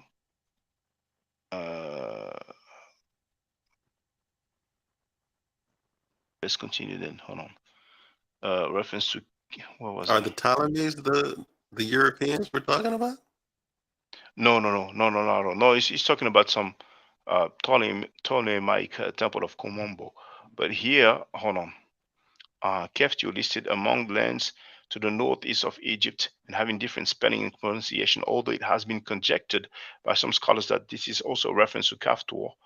Attempts to identify Kaftor with Keftiu go back to the 19th century and argue that R changed to E or Y in the Egyptian language. However, the name Kaptar, now what is Kaptar? Kaftor is a locality mentioned in the Bible which its people are called Kaftorim, named as a division of the ancient Egyptian. Kaftor is also mentioned in ancient inscriptions from Egypt, Mari. Well, that's what I want to find out. Mari, Ugarit. Now, Mari, that's Syria, modern day Syria, and Ugarit also. Jewish sources place Kaftor in the region of Pelusium, Pelusium, that's in the Nile Delta. Though modern sources tend to associate it with localities such as Cilicia, which is in Anatolia, Cyprus, that's the island in the Republic, or Crete. So it's not definite so far from this article. But anyway, I was just saying all this to say that the closest, see, Divine Spot Road Keftiu, the closest into European that we will find on ancient Egyptian sources that will be, the Keftiu. But yeah, but no, 1200 BC. I doubt that we have any texts making reference to people that we know as Europeans today. I'm not saying we won't find European because that's obviously not an ancient Egyptian word. But besides Kefti, I mean, I don't think so. But feel free to, Will, or Femi, or anybody else, Jade, anybody. Can you hear me? Oh, I can hear you. I was letting Okay, somebody else add on. I ain't trying to hog the mic. hey, But I'm okay, reading it right here. I'm reading it right random here, though, Chuck. factoid. Okay, well, share your screen, please. I can't. I'm on my tablet. Is it Wikipedia link? Yeah, you Is could it, just. is it, All I typed in was Egyptian language and went to the Winky. okay, hold on. Let me do that then. Am I Yeah. still sharing? Let me share again. How you doing, Sister Andrea? Hi. Andrea. Hi. Hi, gentlemen. You have to excuse Oh, me. My sinuses are you have draining, so I sound horrible. yeah, Oh a little wow. cold. So hold on. Egyptian language, right? So here it is. So where should I go now? Because you have Um. all these different sub categories or Yeah. If you go under dialect. dialect. Okay. So here he talks about one Egyptian letter described jokes that his colleagues' writing is incoherent, like the speech of a Delta man with a man of Elephantine. Delta, that's the northern side of Egypt. Yeah. Yeah, so that's not Europe. Oh, he's speaking on the Coptic though when it's saying that the language it wouldn't have even been understood by the Coptic then. That was my point of pointing that Well, out. here you see it clearly says in one late Egyptian letter, Yeah. there's described that jokes Mm-hmm. that his colleagues writing is incoherent, like the speech of a Delta man. Right. So he's making the joke that you it's like today I'm saying, oh, you write so bad, you write like a doctor. Right. So it must have been pretty bad. It would have been incoherent. That's a joke, brother. You can't Okay. say it's a joke on your social. Yeah, it's a joke, but it's a joke pointing to the fact that those people of that time that would have been incoherent to the Egyptians. They would have looked basically he's joking that you sound like one of those guys over there. You know what I'm saying? That's basically what he's saying. What's funny? I saw him on fake. He made a joke with Smash, Boom Boom Smash, saying that he sounds like Pootie Tang, like what's that, whatever. So somebody would say, "Oh, we don't understand Boom Boom Smash, but we still understand him." You know what I'm saying? So Oh, okay. I see what I'm you're gonna have to check his voice. I can't remember what he sounds like, but I've got to check that again. That's so funny though. I remember the name. So the northern part that it's talking about right there, that's also black people like Elephantine and people that is speaking of the Delta. Those are black people. I would say so. Yes, around that Okay. time period in the Delta, Elephantine. Yeah, I would say so. Okay. I would say so. Yes. So feel free, Sister Andrea. Yeah, so I was going to say, for me, it's okay to know a thing, or learn a thing and stuff like that. All the history that's been, that comes forth. But it's a different thing to believe that thing based upon somebody's story, right? We just can't just believe everything that comes our way just because, it's okay to learn and to know those things, but to constantly put a belief on to something to make it real takes away from who we are as individuals, because everybody is not going to believe what what I say or anybody on the panel says. I mean, that's left up to each person's interpretation. So to say that one thing holds more weight than the other, to me, takes away from the authenticity of what is real, is out there for people to experience on their own. Right? Because if somebody's telling me that in order for me to go to quote unquote heaven, I have to believe the way you believe, then that takes away from anything that other people have said about this journey that we're going through in life. And to say that those things are wrong and the only thing that's right is what you're telling me based upon your belief system. So I just think it's just better for each of us to know what you know and be confident in who you are in knowing that. But that doesn't mean I have to believe that what I know is the end all and cure all for everybody, and that if you don't believe it the way I believe it, then you're going to some place that's going to cause you to suffer some eternal damnation.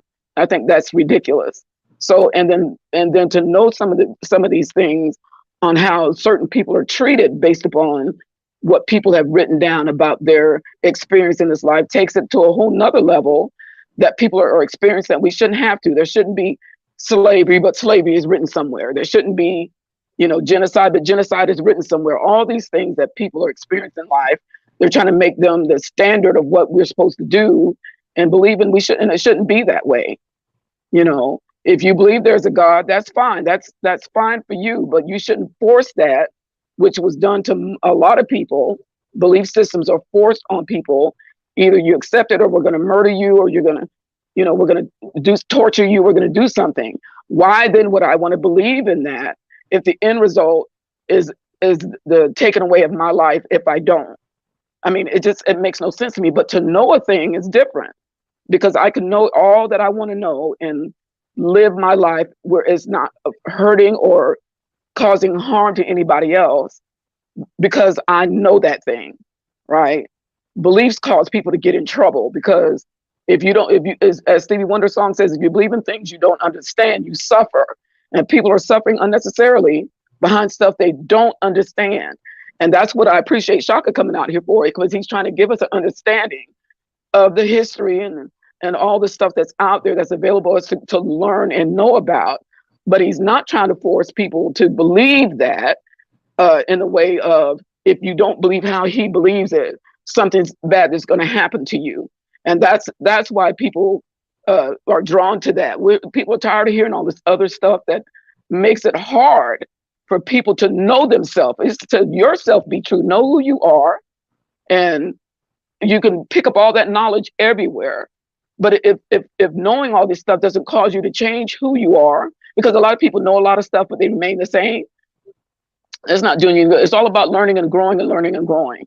And I can't stay stuck in a book somewhere that there's no progression, because there's just too much that's been happening in the world, and people keep jumping back in that Bible or jumping back and saying, well, it's God's will. Well, how do you know that? How do you know that? Who said that to you? How do you know for yourself that that's what that is? And that's what I take away from all the stuff that's been happening, especially in the last 6 or 7 months, would prove to everybody that belief systems are fickle, because they go to the person's whim.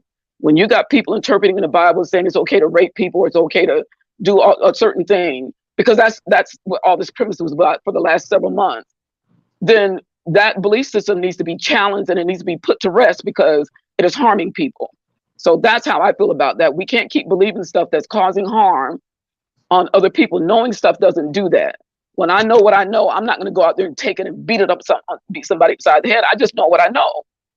But what all this stuff that's been happening, like I said, for the last few months, has proven to be other than what is beneficial for people. So, like when I learned that vitamin D was good for people, I told people I'm not going to sit back and keep something that's valuable from people that need it. But all this belief stuff, it's a whole nother thing, and it's causing too many problems. But that's just my opinion. She's talking to you, Jade. She's talking to you, man. Yeah, she's talking to me, man. Yeah, well, I have to agree. If she's speaking to me, I have to agree. I'm not speaking to anybody. She's talking to me. She's talking to me. No, I'm talking. I said everybody.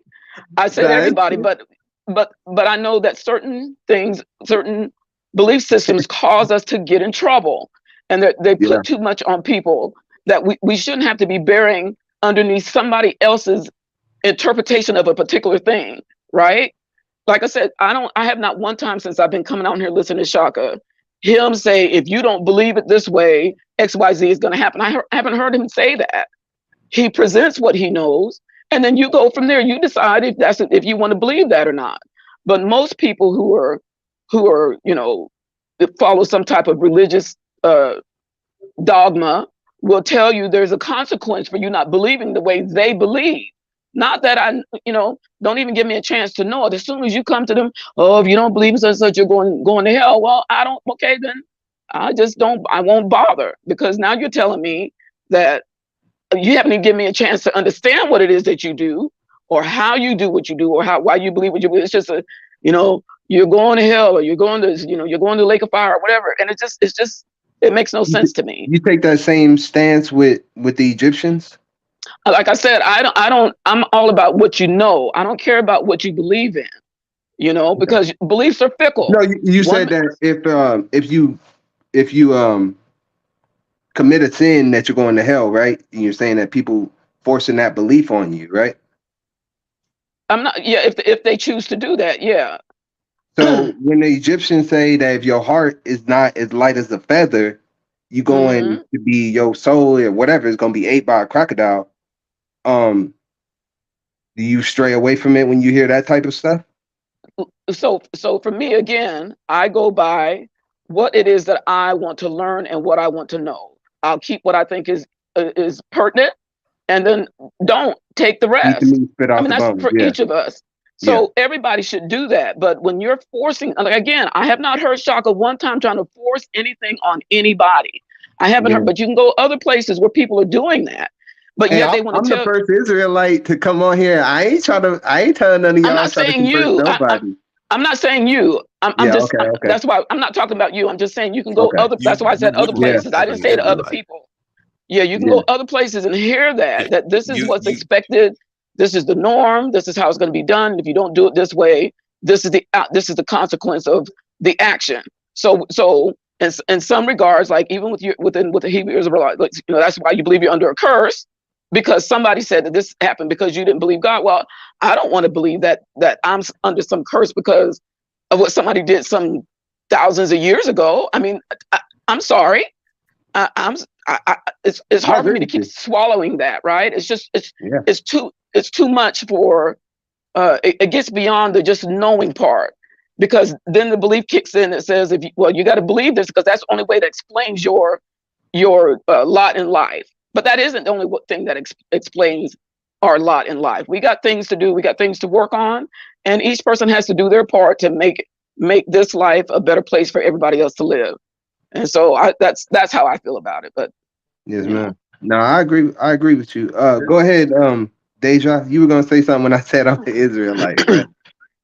You see, that's the way you were saying the name or whatever earlier, which is why it wasn't clicking to me that you were talking to me, because it's Dea. It's not Deja. Like so my that's bad, why bro. it just wasn't Dea. clicking to me. Okay, my bad. It's nothing to apologize for. I'm just saying that's why it wasn't clicking to me that you were talking to me. But you knew I was talking to you, bro. He thought you was blanking. You knew I was talking. You knew I was talking to him. You changed your name to Canaan, man. You changed the name to Canaan at one point. I'll call you Canaan. Yeah. Okay, I'll call you Canaan, man. Huh? But I gotta smite you then. If I'm gonna call you Canaan, I gotta take you out, man. Oh, here we go. He's starting to smite people now. Nah, this is what Andrew was talking about. Leave us alone, you bully. There's a couple of things when it comes to what Andrew was talking about, right? Like within every religion, they have a thing of, if you do wrong, there's consequences. I don't have a problem with that. What I have a problem with is with universal religions is the concept of converting people. Going around and just saying that I have the true religion, you don't, and I have to give you this religion that I have by force. If you don't take it, I'm gonna kill you, blah blah blah.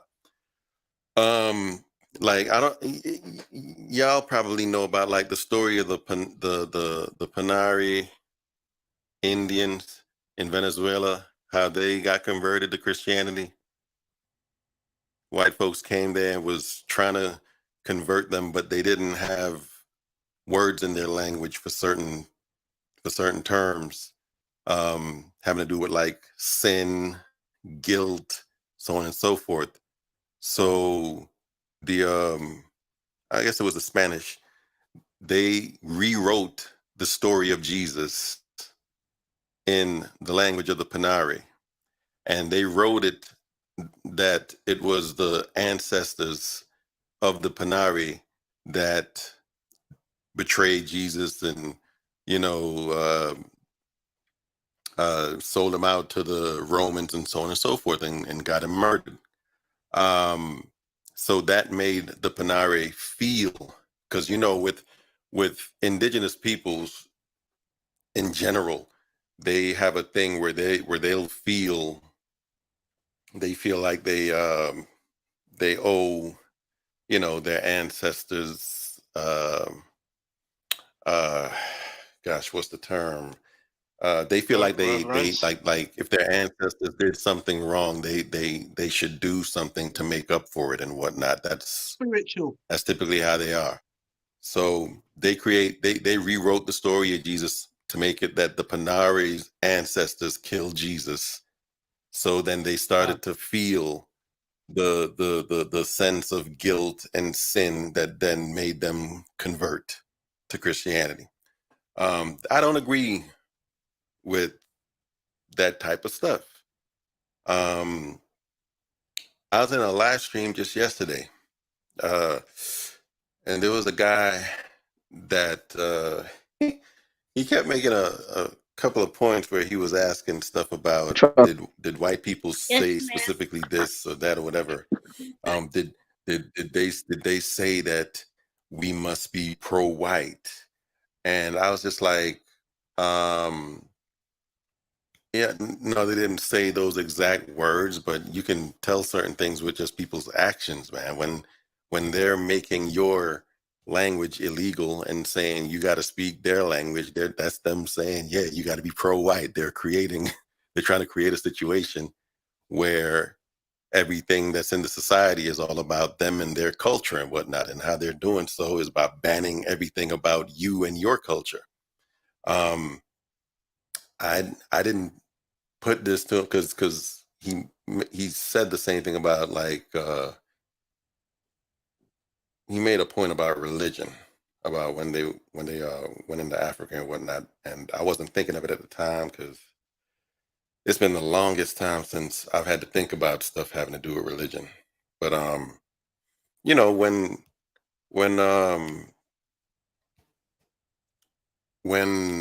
what's his name, Leopold sent the missionaries into the Congo, he got he had a letter that he wrote to the missionaries where he told them like, I remember what the guy said. He was saying stuff about how, you know, the Europeans, they like they actually intended to save the souls of black people when they were going to these different places with the Bible and so on. And I was like, no, they didn't. Them people they did not care about our souls, whatever. And you could tell because when you look at King Leopold's letter to the missionaries, he's literally, if you need it spelled out, if you can't tell by the actions, all the acts of atrocity that these people committed against us, if you need it to be in words, then King Leopold was there telling the missionaries, look, when you go into the Congo, listen, we already know these people got a God. This people got a God, that people got a God. We already know that they Don't know bother right from yourself. wrong. Don't worry. They already know God. Yeah. Yeah. We already know all that stuff. They whatever. All you need to do when you go into the Congo is interpret the scripture to them in such a way that makes it so that basically you can manipulate them and take advantage of them and get the natural resources that's in the ground. Simple as that. Tell them stuff about, you know, loving poverty because it's, you know, more difficult for a blind man to make it through the eye of a needle than it is for him to make it into the gates of heaven and whatnot. Just tell them stuff about loving poverty and whatnot, because we're about to rob these people blind. So, and we need them to accept that. And that's all that it was about for them. It was just a big hustle. They didn't give a damn about black people's souls. So I don't agree with none of that kind of stuff. Yeah, me either. And I'm just saying that's the type of stuff that you see. You wouldn't come on here and promote certain kind of things like that as an Israelite, because it's not about conversion with Israelites. With Israelites, it's essentially ancestral religion, pretty That, much, just like yeah, with Africans in general. right. But the Christianity stuff, the Islam stuff and whatnot, that's about trying to convert people. Yeah, that's messy. And, yeah. I mean, but we can't blame them. My thing is, and my defense is always gonna be, we can't blame the scriptures for that though. But you're saying Christians, yeah, I don't have no problem with that. They did do all that stuff, but it's not this. It's I mean, not the scriptures' fault. I blame the scriptures. I blame the Okay. scriptures because there is a mandate in there to go and convert people. They have that stuff right there in the scriptures to go out there and convert people. And it says if they don't convert, to kill them. They got all kind of stuff in there that says that if you don't worship their God, that you are evil, wicked. If you worship idols, so on and so forth, you are evil, wicked, and deserving of death. That stuff is all It never Eternal says damnation. it never, yeah, but that's for God to decide. It never says for you to go out and smite these people because they're not converting. It don't say none of that in there. Even in the New Testament, I've never seen it. That's their interpretation of, oh, if they don't want to convert, we kill them. That's the stuff they were doing. That's the stuff they were doing. If you want to say that, wasn't that hey, what God is supposed to do it, okay. But that's what they were doing, the humans. Yeah, that's their misinterpretation. You know? But wasn't that what I could take a car and run everybody over with my car, but the car ain't bad. It was the person that was using the car. The Bible's not bad. It's the people that are using it for their own gains. It's just like the Book of Eli. That's why he wanted the Bible so bad, so he can manipulate people. You know, it's the same concept. Bible is in the Bible, it's literally saying that people are evil and wicked if It does they say don't that. I agree. worship this God. But it never says convert them, or if they don't convert, kill them. No, It never says that. the thing with that type of thing, the thing that's a slippery slope to me. It's just Okay. like with Ron DeSantis down in Florida. The man is constantly the man is constantly targeting black people when it comes to certain things. Yeah. You know, attacking the history and whatnot. Came out with the whole slavery curriculum and whatnot. He's doing a lot of dog whistling to a lot of racists. And then you had the dude just the other day in Jacksonville tried to get into a HBCU, but they wouldn't let him. So then he went into a Dollar General and killed up a bunch of black people. And people are talking about, hey, the type of rhetoric that you have is, you know, it's setting a certain atmosphere that's making these people believe that Gotcha. it's I see what you're okay saying. for them to go out and do this kind of thing. You're saying the Bible set the pretext for what happened later. If you're calling people evil and wicked, that's fair. No, that's fair. For not believing in the God and so on and so forth. That's fair. Yeah, because isn't that why Canaan, you know, the people in Canaan were slaughtered because they were worshiping some other god or whatever? Isn't that why? Because they were deemed to be evil. I already broke that down right here, y'all. Yeah, and but I'm just saying. Shaka's still recovering from that. Shaka's still got a knot on his eye right here from the last. Yeah, but I'm just saying, if somebody does something that certain people don't believe in, they think it's okay because their God said it's okay to do a particular thing to other people. I mean, it's been going on for a long time. This is not a new thing, right? Mm-hmm. And it still happens. It's still happening around the world. If you don't believe in certain religions and stuff, they'll put you to death. It's the same thing. It's the same. It hadn't changed over time. It's just done differently, probably. But once you label somebody, because you know, if we were doing and we had all this knowledge and stuff back in the day, how did they get in there and make what we know today to be the true thing, or what they consider to be true, and everything? Because they said all that stuff was evil and false. They put a label on it, which caused then them to have this superiority, because all of a sudden now we know what's true. Those people over there were evil because they were worshiping the sun, or they were done, but they're doing the same thing, just a different way, right? So they're saying instead of the sun in the sky, well, we got a son of God, we got this man God. What's the difference? They just now they want to force you to believe this guy over here, because they've labeled what we knew to be true as evil. So it's the same thing, and they still believe that. I've read a couple of stories online recently where missionaries have gone over. There's one lady who considered herself a nurse. She's killed 105 children over her. She wasn't even a doctor. She was just a nurse. I'm just saying they go over there and they want to say God is pro-life and all this other kind of stuff, but yet the endeavors that they go into are not true. They're not true to the heart. They're just true to the belief that they have, because they really believe that God loves everybody. Then they wouldn't have all this looking at certain people in a certain way and saying those people are evil or those people are evil. If God loves everybody, then just leave people alone and let people figure it out for themselves. It's not for you to shove it down my throat and say either you believe this way or you're going, or this is your demise. And we all learn about what's good and what's bad, but you learn that from life experience can teach you some stuff. And you keep putting your hand in the fire, I guarantee you, after a while, you're gonna learn. I better not do that no more, because that burned, that hurt. There are some things that people don't have to teach you, right?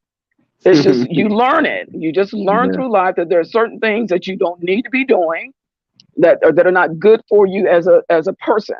So you call somebody, if you say something that's wrong to somebody knocked the crap out of you, well, then you'll learn.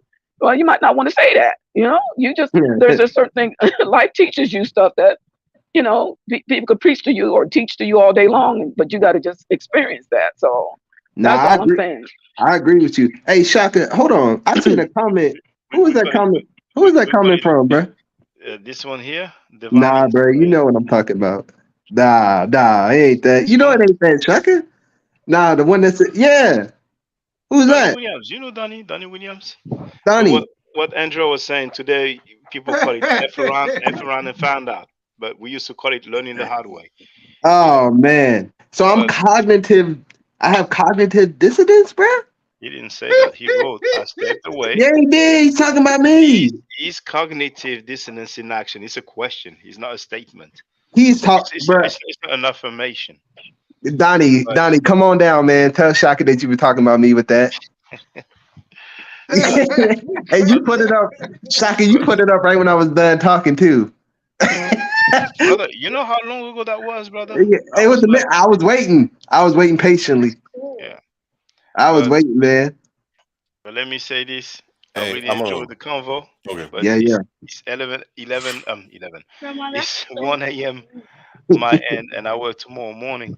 But thank you very much for being here. Efemi, did you want to say something? I was gonna say I was getting out of here because it's dinner time. All right, okay. But Great show, guys. Thanks for thank you having very me. much. Thank you, Jade, to See you all. Real, Efemi, Peace, Andrea, and the people in the chat. Divinely Inspired, Darlene Williams, Andrea, see you. P. Efemi. Bennett. All right, gentlemen. Bye, Too Real. And big up, Shaka. Thank you for having me again. Oh, no Great problem. show. My pleasure. Thank you. Peace, brothers and sisters. Stay safe, stay healthy. If I'm allowed to by the nature, I will definitely holler back at you. I don't argue, I state facts. If you're not part of the solution, you're part of the problem. If you do not think right, you will not act right. If you know better, you will do better. Do it to do nature hotep. Now, for the record, for those who don't know, I'm giving Medu Neter classes. And here, that's the flyer. Okay?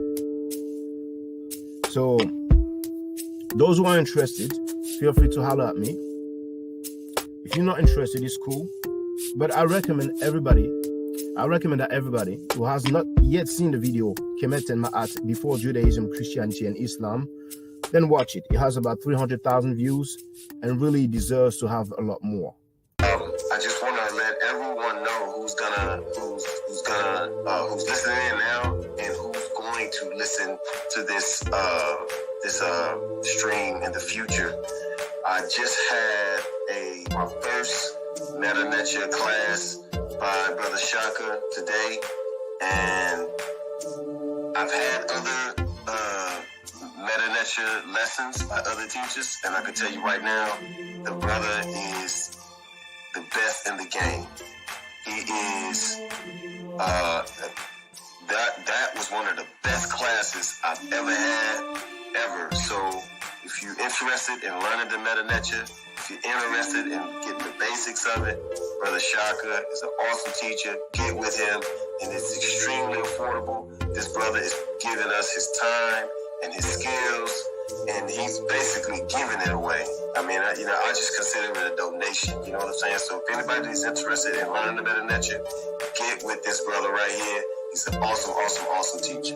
And I'll end with that. Hotep Senu, Hena Senut.